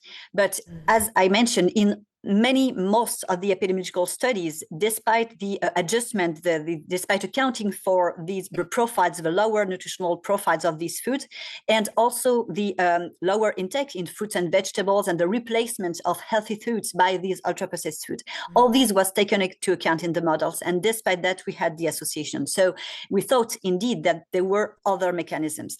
So there is, for instance, the changes in the food matrix and the textures of products that may lead that may impact digestibility, bioavailability of nutrients, the concept of acellular nutrients, for instance, the duration of chewing. Many factors can be linked to this aspect. There are the contaminants that are created during the processes themselves. That may be acrylamide, furans, for instance, or acrolein, for instance, that some of them are pro-carcinogens or endocrine disruptors or things like that. So they also may play a role. We also have contaminants maybe coming from packaging. So it's not true only for ultra-processed foods, because if you cook at home and you put this in a plastic containers and you put this in the microwave, you will have the same migrations. But for ultra-processed food, they stay longer in the shelves of supermarkets. And so the migrations from packaging is an even higher problem for these food category. And there are some studies in the US, for instance, with NH showing higher phthalates biomarkers levels in urines for adults and children who are more higher consumers of ultra-processed food. So this is a problem, and there is a problem of food additives, and we've started to investigate this point in my lab with the ERC, a European Research Council project funded by Europe, so on food additives. And we've been able, for the first time at the international level, to characterize and to measure the additive exposure to a wide range of food additives in the Nutrinet Ante cohort, and we've showed associations between a higher intake of several artificial sweeteners, several preservatives such as nitrites, and also some food emulsifiers, and a higher risk of different diseases, so hypertension, cardiovascular diseases, type 2 diabetes, some cancers. And so these are the first elements in terms of epidemiology showing these associations. They definitely contributed, for instance, to the IARC, International Agency for Research on Cancer, monograph on aspartame last year, classifying aspartame as carcinogenic, possibly carcinogenic to humans. So these work are also adding evidence, and they are complementary to randomized trials in humans and animal models, showing also adverse effects on gut microbiota, inflammation of these food additives. So these are also parameters that definitely increase our understanding of the potential impact of ultra-processed food on health, and many things remains to be discovered, but evidence is rapidly accumulating. Thank you. Dr. Hall. Yeah, I mean, this is my main focus of my lab, is to try to figure out some of these mechanisms. And I think that one of the things that's been really shocking since we published our first study, which was not designed specifically to look at mechanisms, but simply to understand whether or not, if you took two diets that varied in a huge extent in terms of their composition of ultra-processed foods, but matched for various nutrients like salt and sugar and fat and fiber, and overall glycemic load and overall energy density and things like that, whether or not we would see differences in how many calories people chose to eat when they were asked to just eat as much or as little as they wanted. And the surprise to me was that despite matching for the various nutrients of concern that we matched for, that people spontaneously chose to eat many more calories on the ultra-processed diet, gaining weight and gaining body fat, whereas when the same people were exposed to a food environment that had no ultra-processed foods but were matched for various nutrients of concern, they spontaneously lost weight and lost body fat.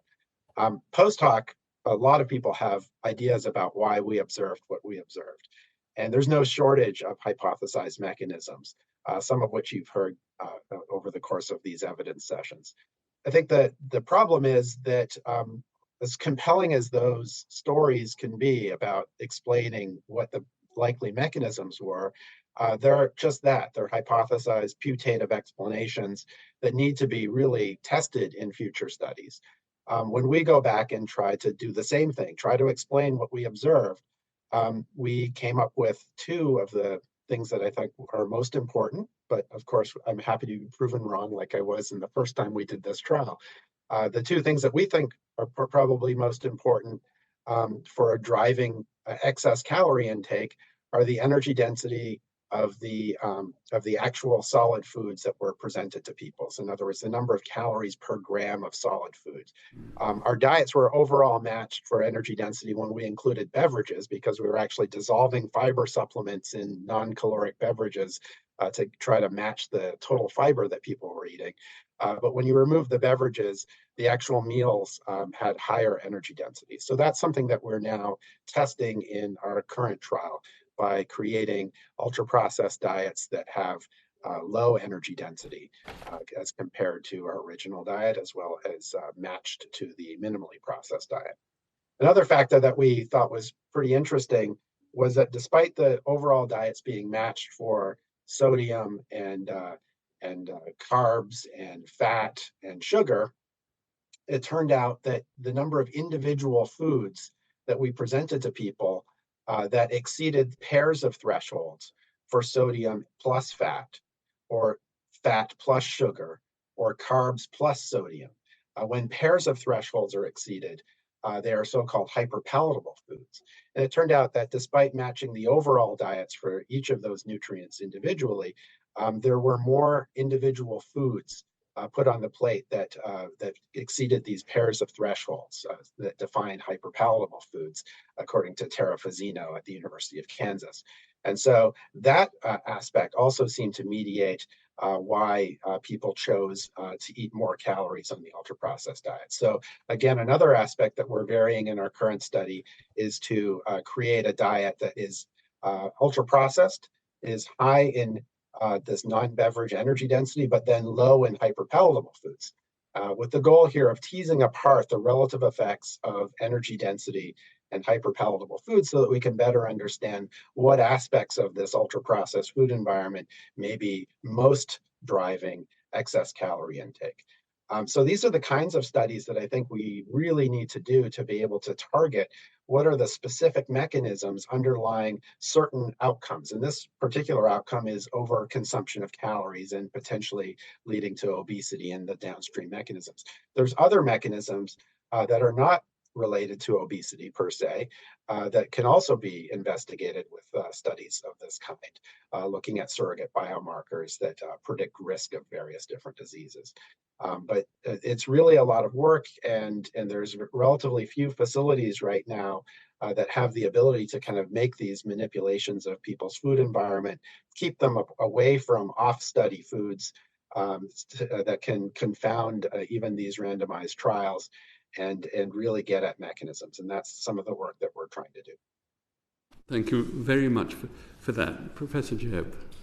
So thank you, and I think we're all agreed that more research is needed to be done on the mechanistic things. We've got sort of plenty of observational epidemiology now. We need mechanisms, and that for me is really about experimental research, the kind of things Kevin's been describing. It is going to be, it's not realistic to think we'll have long-term clinical trials with hard outcomes. But there's a lot we can do in that middle space. As Kevin said, I think energy density is very important, and I was interested he pulls that out as a key hypothesis from his work. When I was working in Andrew Prentice's team in Cambridge in the Dun Nutrition Unit 20 years ago, we showed the importance of energy density and made the point that that was about the energy density of food, because water shifts it hugely, so you really do have to be thinking about the solid food. So I think Kevin and I are very agreed on that. Maybe the most useful thing I can do is perhaps to illustrate why I think understanding the mechanisms will help policy. Because if the effect is purely nutritional, then that really leads you to a sort of reformulation. It's very consistent with all the policies that we've been trying to enact at the present time. But as Mathilde and some of the previous witnesses have said, there is also a suggestion that it is the additives which characterise these processed foods which are having specific effects, particularly non-nutritive sweeteners and emulsifiers. Now, if this is the issue, it's possibly the easiest to address because every additive is individually authorised, and those authorisations can be revoked at any point if there is evidence that that their use should be restricted in some way. But before we do that, we need to have evidence that they cause harm, and we also need to think about the risks of removing them. So it's not wholly straightforward. So if we think of non-nutritive sweeteners, we also have to remember in the trials where people have sugary drinks or artificially sweetened drinks, in general, the outcomes are better from the artificially sweetened ones because they help people to control their weight. I'm not going to try and bottom out what you should or shouldn't do, but there is a risk assessment process, and of course that is actually what the FSA is responsible for doing. And I know you're talking to our chief scientist later in this inquiry, so I'll leave him to set that out. But if it is the additives, we've got a policy mechanism for dealing with that. Or another problem that Kevin has referred to is that these products are just hyper-palatable. They're absolutely designed through the composition, through the flavouring, through the additives to be really appeal to people's innate desires and to overcome our appetite control system. If that is the issue, that is a really, really tricky one for policymakers because it's pretty hard to imagine that we're going to have laws that ban food simply because it's delicious. So that puts you in quite a tricky place. But perhaps we could do something about restricting availability or maybe controls on portion size and so on. Or maybe ultra-processed foods are harmful because their sales supported by huge promotional budgets. Maybe the reason that my chocolate brownie isn't a problem is because I just give it to my family and friends occasionally, whereas big business promotes its chocolate brownies to everybody at all times in all places. If that's the reason that ultra-processed is particularly problematic, then the answer has to be that we double down on restrictions on advertising and marketing in a far more extensive way than we've contemplated doing so far, not just TV and online, but sports sponsorship, the whole plethora. So I think the point I'm making is that if we understood the mechanism, our policy making could become more sophisticated. But at the moment, I'm not quite sure that the ultra-processed arguments actually have opened up new policy options that we don't already have based on, nutritional criteria. So I suppose what I'm saying is I think there are reasons to be cautious before we jump to UPF as the basis for policy making. But I do think there is one interesting point that policymakers need to take into account, and this comes back to the issue about consumer palates. Because I think it's fascinating that UPF has caught the public imagination in a way that our talk of HFSS, frankly, never, ever did. And I think we might want to stop and consider how we use that opportunity, how we use that moment in time to reconnect people with food, the fundamentals of food. And I think a willingness by policymakers to acknowledge the health benefits of a minimally processed diet would be very helpful and would be a step along the way. And I think Rob Percival from the Soil Association very much talked about that. Why do we seem to find it so hard to say base your diet on minimally processed foods wherever you can? So I think on the science of it, we need to understand the mechanisms to guide the policy, but I do think there is an opportunity to think how we use the ultra-processed moment to reconnect with consumers. Can I just follow up that with two quick questions for you, please? You mentioned earlier that you can adapt the nutrient profile model. Yep. Whose responsibility is that? And my second question is, okay, additives have been authorized individually. Is there any evidence that with combined additives, there is a cocktail effect and there is damage to the brain and the microbiome? So the nutrient profiling model was originally developed by the Food Standards Agency when John was the chair. In fact, I sat on the advisory committee at the time. It's now really the responsibility of the Department of Health and Social Care. They have talked about re-looking at it with a view to can you incorporate things like sustainability into it. But there is certainly potential. It probably needs updating to reflect the fact that our dietary recommendations for free sugars have been lowered considerably since that model was developed. But you could, for example, on the evolution point, if we decided that non-nutritive sweeteners were a problem, you could build those into the model, because at the moment, something like a diet drink actually passes because it doesn't contain fat, sugar and salt. But if we thought sweeteners were an issue, you would actually build those in. So it could be adapted, and you could do that with other additives. So then on the issue of your cocktail of additives, it is one of the questions that comes up all the time. I also hear about it in relation to pesticides. We authorise individual pesticides and people say, but what if you put several together? All I can say is that it's not my specialist area, but I am not aware of papers which show that more than one gives you some sort of synergistic effect. But clearly, the cocktail, as you put it, of additives is partly what is driving the palatability of these foods. You have foods which are made arguably more delicious, not sure I wholly agree, but arguably more delicious by putting a combinations of colours and flavourings and various other things. But I suggest you ask my colleagues at the FSA how they plan to approach this issue of studying combinations of additives and not just individual ones. And we could control that if we needed to. If we needed to, every one of these additives has its own authorisation, and they can be reviewed at any time if new evidence emerges that they need to be. Until we left the EU, these authorisations were all done across Europe. So far, there's been very little divergence. So what's approved in the UK is basically the same as what's in Europe. But over time, of course, we will increasingly do those risk assessments for ourselves. But if another country was to identify that there was some evidence of risk, I would like to be, as chair of the FSA, I would like to be confident that my scientists would be on the case in looking at it here too. But that really is an issue to discuss with the FSA.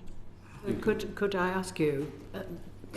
These additives would not be in foods if they did not have their authorization. They couldn't be sold in this country. But the question is, at what dose?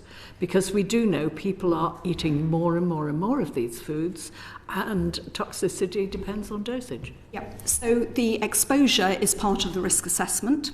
And again, I'd sort of defer to my scientific colleagues in the FSA to tell you about how they keep an eye on exposure and whether that's changing over time. But yes, the risk assessment certainly looks at the risk and it looks at the exposure. Thank you. Lord Krebs. Thank you, Lord Chair. Just very briefly, this is for you, Kevin. It's about your famous experiment, your world-famous experiment. I've got two questions, both relating to what we've heard from Susan Jebb in this session. First of all, Susan emphasised, as indeed other witnesses have done, how one's previous experience shapes one's preference for food. And so I wondered, in your experiments, the first version that was published, you knew what the background consumption was of your participants. Were they used to eating ultra-processed food as typical American citizens? Yeah, I think it would be difficult to find people who weren't used to eating ultra-processed food. But we did... Go ahead, sorry. Go ahead. Yes, but one of the things that we were very, very conscious of was to make sure that people were familiar with a very large fraction of all the foods, both from the minimally processed food environment as well as the ultra-processed food environment, because there is that sort of neophobia that every parent experiences when they give their child a brand new food, which is that their initial reaction is not to eat it. And that's probably also true of many adults, right, who are not necessarily adventurous eaters also. So we excluded people who were not familiar with a large fraction of the foods on both of the different food environments. But so that gives you some idea. But of course, we do know that a very large fraction of people's diets in the United States are coming from ultra-processed foods. We excluded people who are on specific dietary patterns, like if you were a vegan, you couldn't be on the in the study. If you were an adherent of a low carbohydrate diet in your habitual dietary pattern, you couldn't be in the study. So we did exclude people on that basis. It's also important to point out this is a very tiny study, right? This is not meant to represent a national kind of group of people. It's really a physiology study to try to better understand how different aspects of the food environment do influence how many calories people choose to eat. Thank you. Can I ask just a tiny one about the second Kevin Hall study that you described that's in process? And again, reflecting what Susan Jebb said a little while ago, are you in that study, for instance, giving people a homemade lasagna versus a shop-bought lasagna, a homemade brownie versus a shop-bought brownie? So the actual consistency and composition of the food is very similar, apart from one may contain an emulsifier or a stabilizer to increase shelf life and the other doesn't. No, and the main reason for that is I would love to do that study. The amount of work that is required by our chefs in the NIH Clinical Center to prepare those homemade versions of the store-bought versions is actually very difficult, and it's more expensive. It takes more time, and when we proposed that idea, it was basically decided that it was impractical given the current resources. This is really only a resource limitation. I think we could do that study. I think we could do even better studies where we actually took ultra-processed versions of those same things and actually made them better, re-engineered them along different specific parameters in order to test for very specific mechanisms. I think that study needs to be done.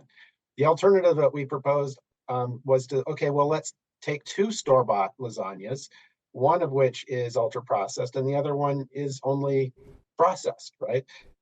And the problem there was that only a subset of those products are available in our food nutrition databases. So then if you wanted to match for nutrients, we couldn't do that without chemically analyzing the ones that weren't in the database.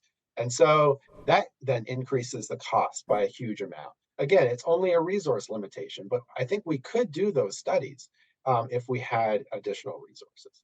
Thank you. I have both Baroness Boycott and Baroness Jenkin who'd like to probe this a little further. Can I just ask you to keep it as short as possible, because we have two more questions and only 15 minutes. Dr. Hall, presumably in the people who were eating the ultra-processed diet, you had a lot of stuff that would not actually be in the other diet. I mean, I'm thinking of things that you can't make at home, like crisps or sweets or all those aisles of Pringles or Doritos or all of that. So was that available to your cohort? Yes. So again, these are the same people exposed to both food environments in random order. Interestingly, those kind of junk food snacks that you just mentioned were continuously available to people 24 hours a day in this particular study. Interestingly, they did not choose to eat any more calories of those junk food snacks on the ultra-processed diet compared to the minimally processed diet. It was only in the 3 square meals of breakfast, lunch, and dinner that we saw these changes, these differences in calorie intake, which I think is kind of interesting, right? Again, it's getting at the idea that this is not just a quote-unquote junk food snacking issue. This is something else about the meals that we were giving these people that were driving the main effects. One other point that I'd like to just kind of highlight, because Professor Jebb said this very well about hyperpalatability and whether or not this is, is it going to end up that we have to make foods less tasty in order to kind of get this effect? I don't think that's the case either, because people rated the meals equally pleasant on both the ultra-processed diet as well as the minimally processed diet. And it might get at this idea, and again, this is a mechanistic hypothesis at this point, of the difference between liking and wanting, which I believe Barry Smith gave you some evidence on, based on some work that Kent Berridge has been pioneering over many decades, that these subconscious mechanisms by which we want and seek out and have a desire to consume food is often quite different than the sort of subjective pleasantness of those meals. So I don't think it's necessarily that you can take off the table the idea that you can have equally pleasant meals and yet not have the drive to overconsume calories. That's so interesting. Thank you so much. I was just wondering whether the content of those meal programs is publicly available and whether you're able to share them with us. So we took photos of all of the different meals and snacks that were available in the diets, and you can download those, and I'm happy to provide them as evidence. Thank you very much indeed. I'm afraid we really must move on now to Baroness Sutty's question. Thank you very much. I'd like to move on now to the role of the food industry. On what terms should government and the scientific community engage with the food industry in enabling people to eat a healthy diet? And to what degree do you believe there is a conflict of interest in this relationship? If I could start, please, first of all, with Professor Jebb. Thank you. Look, we won't change what people eat until we change the food that's offered to them. So I don't think either policymakers or scientists can solve the problem of diet-related disease in a complete vacuum by not engaging with the food industry. But I'm very clear that policymaking needs to be protected from vested interests. And that's not just vested interests of the food industry. There's a lot of other vested interests which are around. But having said that, once policy has been developed and once the goals are clear, then I do think that implementation can sometimes be improved if that's done, in discussion and with a degree of co-production. So I think for policy, it's, for me, relatively easy to define the principles. I think for the academic community, it's much more complicated, and I sit right in the midst of that.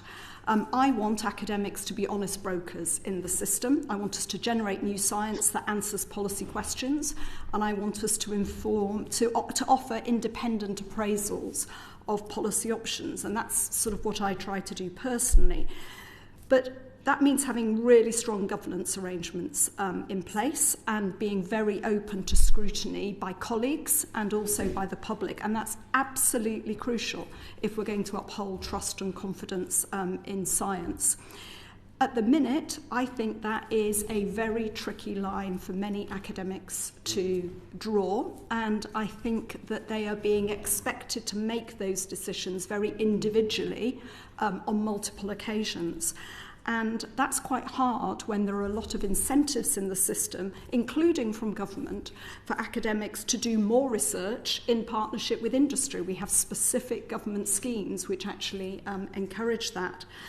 So I think it really does need some careful thought. I can talk for a long time about it, but I'd almost say it needs an inquiry of its own to think about it, because I do think that the system would definitely benefit from some much clearer principles which people could follow. I think I would also just say finally, I think some of the criticism has really gone a bit too far, and it worries me because it really erodes public trust. I don't think it should be the case that anybody who has ever had any association, who has chaired a committee for an organisation who happens to get some of their money from the food industry, for their views to be discounted, I don't think is helpful. I think we need to look for evidence as to whether what they say is biased or whether it's genuinely evidence-based. I think this has become a very, very tricky area, much harder for academics than it is for policymakers. Thank you, that's very clear. Dr. Touvier, would you like to comment next, please? Yes, indeed. I definitely think that we need the food industry to produce safe products, to make nutritious products, palatable foods, and so on. We really need industry products. So we don't have to think that all ultra processed food are bad. All industrial food are ultra processed food, and all are bad for health. I mean, which is important here is that we are not enemies by the food industry. But saying that, it's very important to see that currently the business operating models and the financial incentives driving many of today's largest food corporations are really pushing sugary, fatty, salty products and ultra-processed food onto consumer with intense marketing strategies. And so this is very important that all the decisions, the policy making and yes, all the policy making is done without the food industry. They can be, of course, consulted. It is important to have their opinion, the feasibility of the measures and so on. But the final decisions must really be guided by the public health and not by the food industry. And this is the same for research. Really, there are many publications in very well-known journals showing the biases depending on the source of funding for the publications. For instance, if you take the reviews about the associations between sugary drinks and weight gain, you have 5 more chances or risks to have a conclusion about no associations if the study is funded by the industry compared to studied not with no conflict of interest, financial conflict of interest. So it is very, very important. And I say that it may seem obvious, but we see more and more financing tools in France, but also in Europe generally, that make mandatory to have a private partner in the call to obtain the money and so on. So this might be tricky. I mean, there are domains where the private and public partnership is important. But here, when we deal about food labeling or the impact of food on health and so on, definitely public research must be publicly funded. Is very, very important. And it's a good example is for the Nutri-Score, for instance. We've created this food label based on the algorithm behind the Nutri-Score is based on the FSA nutrition profiling system. And we now have more than 130 publications, not only from our team, from many teams in the world, showing the importance and the relevance of this front of pack label to characterize at a glance the nutritional profile of the food. And the algorithm has been validated. The fact that eating foods with better grades, A or B at Nutri-Score, is associated with lower risk of cardiovascular disease, cancers, many health outcomes in many cohorts in the world.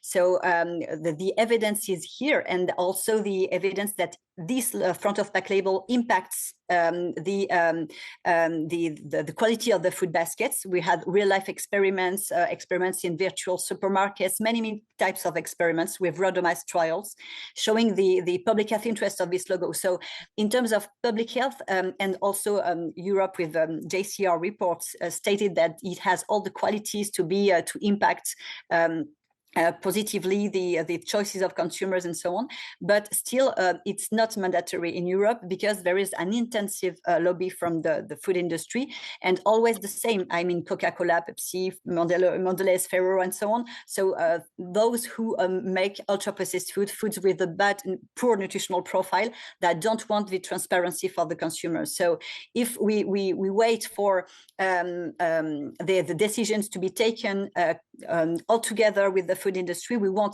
never manage to a decision. It must be mandatory, and this decision taken by public health stakeholders, and I mean, yes, independent from the food industry. Thank you very much. And Dr. Hall, do you agree with that? Yeah, I'm not going to speak too much about policy as a federal government employee here in the U.S., but I will talk about the research. And I think that Professor Jebb has spoken about the importance of having the right safeguards in place and how complicated that can be.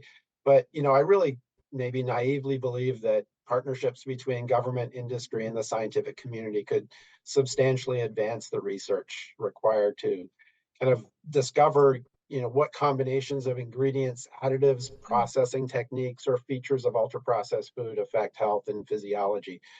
And I think that, advancing those kinds of experiments, much as I described before, of being able to re-engineer foods along specific mechanisms that are hypothesized to play a role in poor health, you could really use that sort of information to subcategorize ultra-processed foods based on those mechanisms, and learn how to re-engineer harmful ultra-processed foods so that they actually don't have the harms that we were discussing.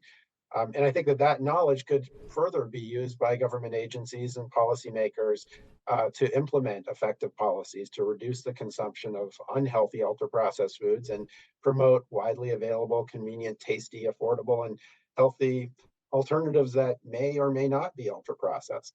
But that's what, when we think about policies and whatnot, we need to support not just policies that are going to inhibit the consumption of unhealthy foods, but promote the consumption of equally tasty and affordable and convenient healthy alternatives.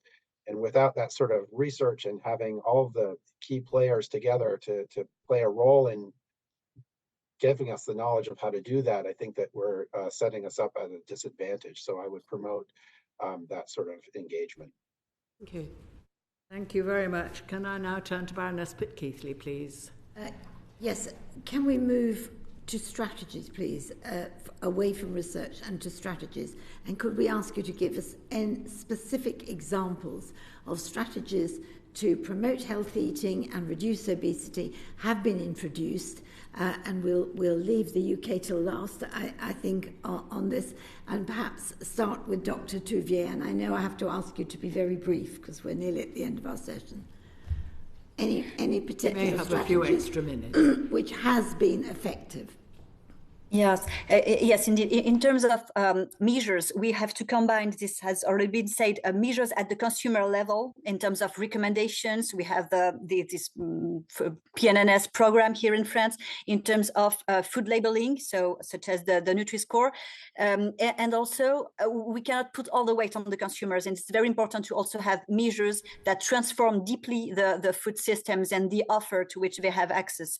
And so this is really a combination of measures. In terms of what worked in France, we already have very good results with the Nutri-Score. For instance, we have several publications. One of them just the preceding week by Boners and colleagues, showing an impact on the markets. So since the introduction of the Nutri-Score, and they show how they can relate to this introduction, we see an increase in the sales of the products ranked A and B, and by 6.3% for A, and for 5 points percent for B products, and a decrease in the sales of D and E products in the French market, but also we have examples in the Spanish market and things like that. So this is really an impactful measure that we have.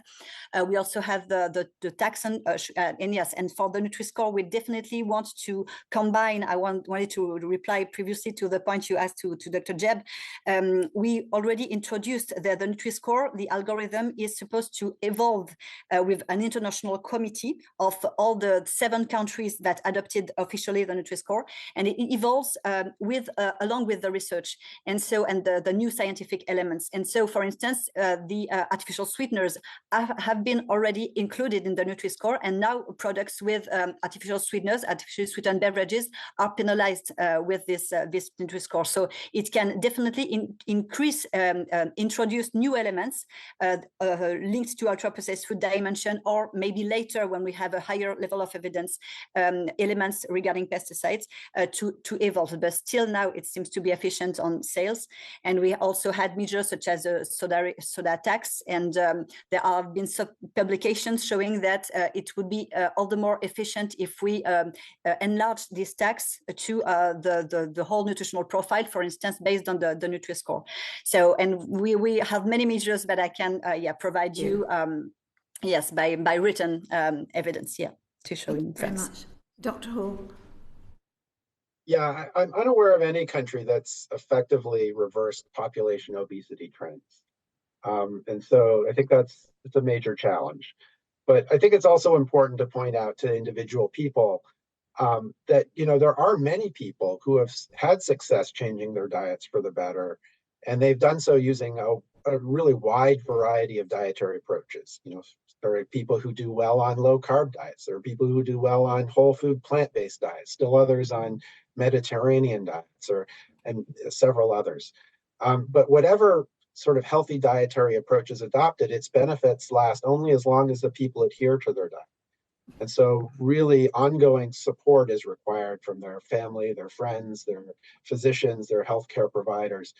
And really, unfortunately, the problem that people face is that the current food environments in places like the US and the UK make it really difficult for most people to adhere to those diets over the long term. So I think that that's a major challenge. But I want to say that while we face those harms of the food environment, it's not true that nobody can make those changes sustainably. There are many people who can, and we should really support those folks as well.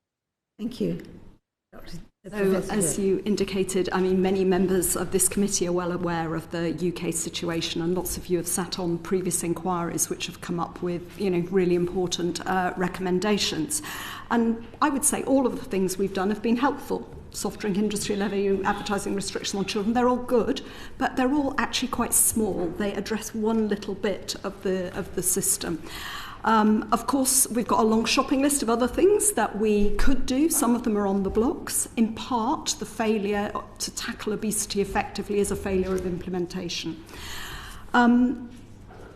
Previous witnesses sort of today and before that have all had PET policies, and by and large I agree with most of those. I think labelling is a bit trickier than perhaps we're making out. I think good labelling is really, really important, but all the research evidence is it's a bit less effective than we'd like to believe that it is, so I think that needs some thought. But I also think that, and I guess my key point that I want to leave you with, is that a long shopping list of individual policies is going to take so much political capital to make that happen that I just don't see that any government is going to be able to, in a way, get through this on the basis of individual initiatives. And so I want to go back to something that Henry Dimbleby really talked about, and that is the need to sort of step up a level and to try to initiate system-level change. So when I did the Foresight report back in 2007, we talked about having initiatives, enablers and amplifiers, and I think we've got stuck in initiatives. I think the enabler that we need is a new way of engaging with the food industry. We've heard that throughout the afternoon. We've got to change the way the food industry operates. So Nesta talked about this quite recently in their report, but with an emphasis on reformulation and on mandatory targets. I think much more broadly than that, in fact. I think what policymakers need to do, and government, is to set out the sort of food system we want, and then hold industry to account for delivering that, ensuring that you've got sufficient data flows that are going to be able to give you a very rapid assessment of what's going on, what's working and what's not, and then using the whole power of government, all of the incentives and disincentives it has in working with the food industry to mobilise that change. I think government needs to set out a new concordat with the food industry and the licence by which it operates. And I think we're going to need a strong independent regulator to oversee that and to report on progress. I think we've got to the point where we have to see regulation as necessary to enable us to achieve the societal goals that we have for the food system. Regulation's not a threat to businesses. It's actually a vital support for responsible businesses.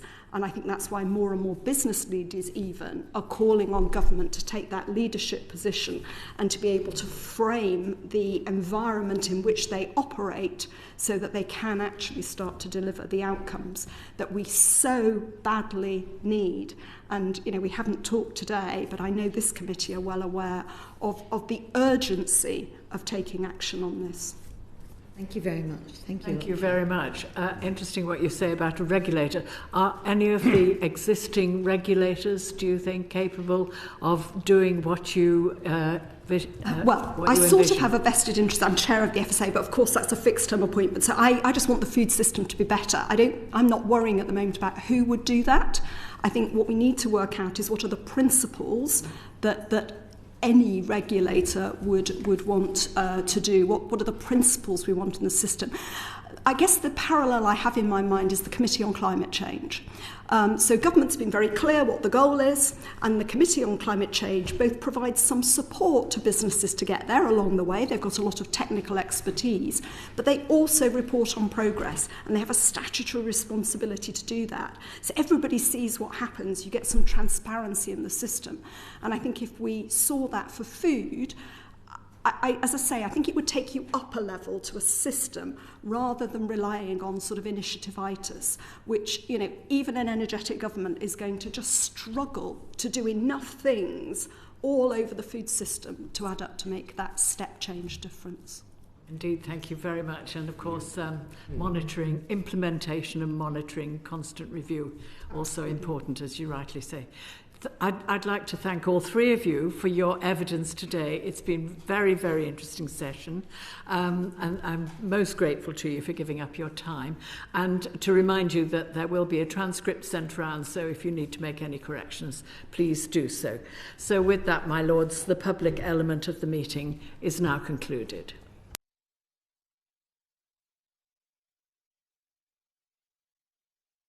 The proceeding has ended.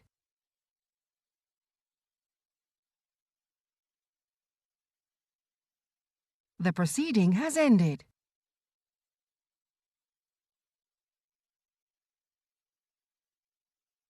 The proceeding has ended.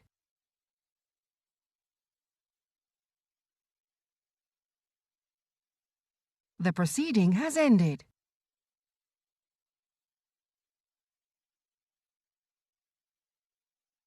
The proceeding has ended.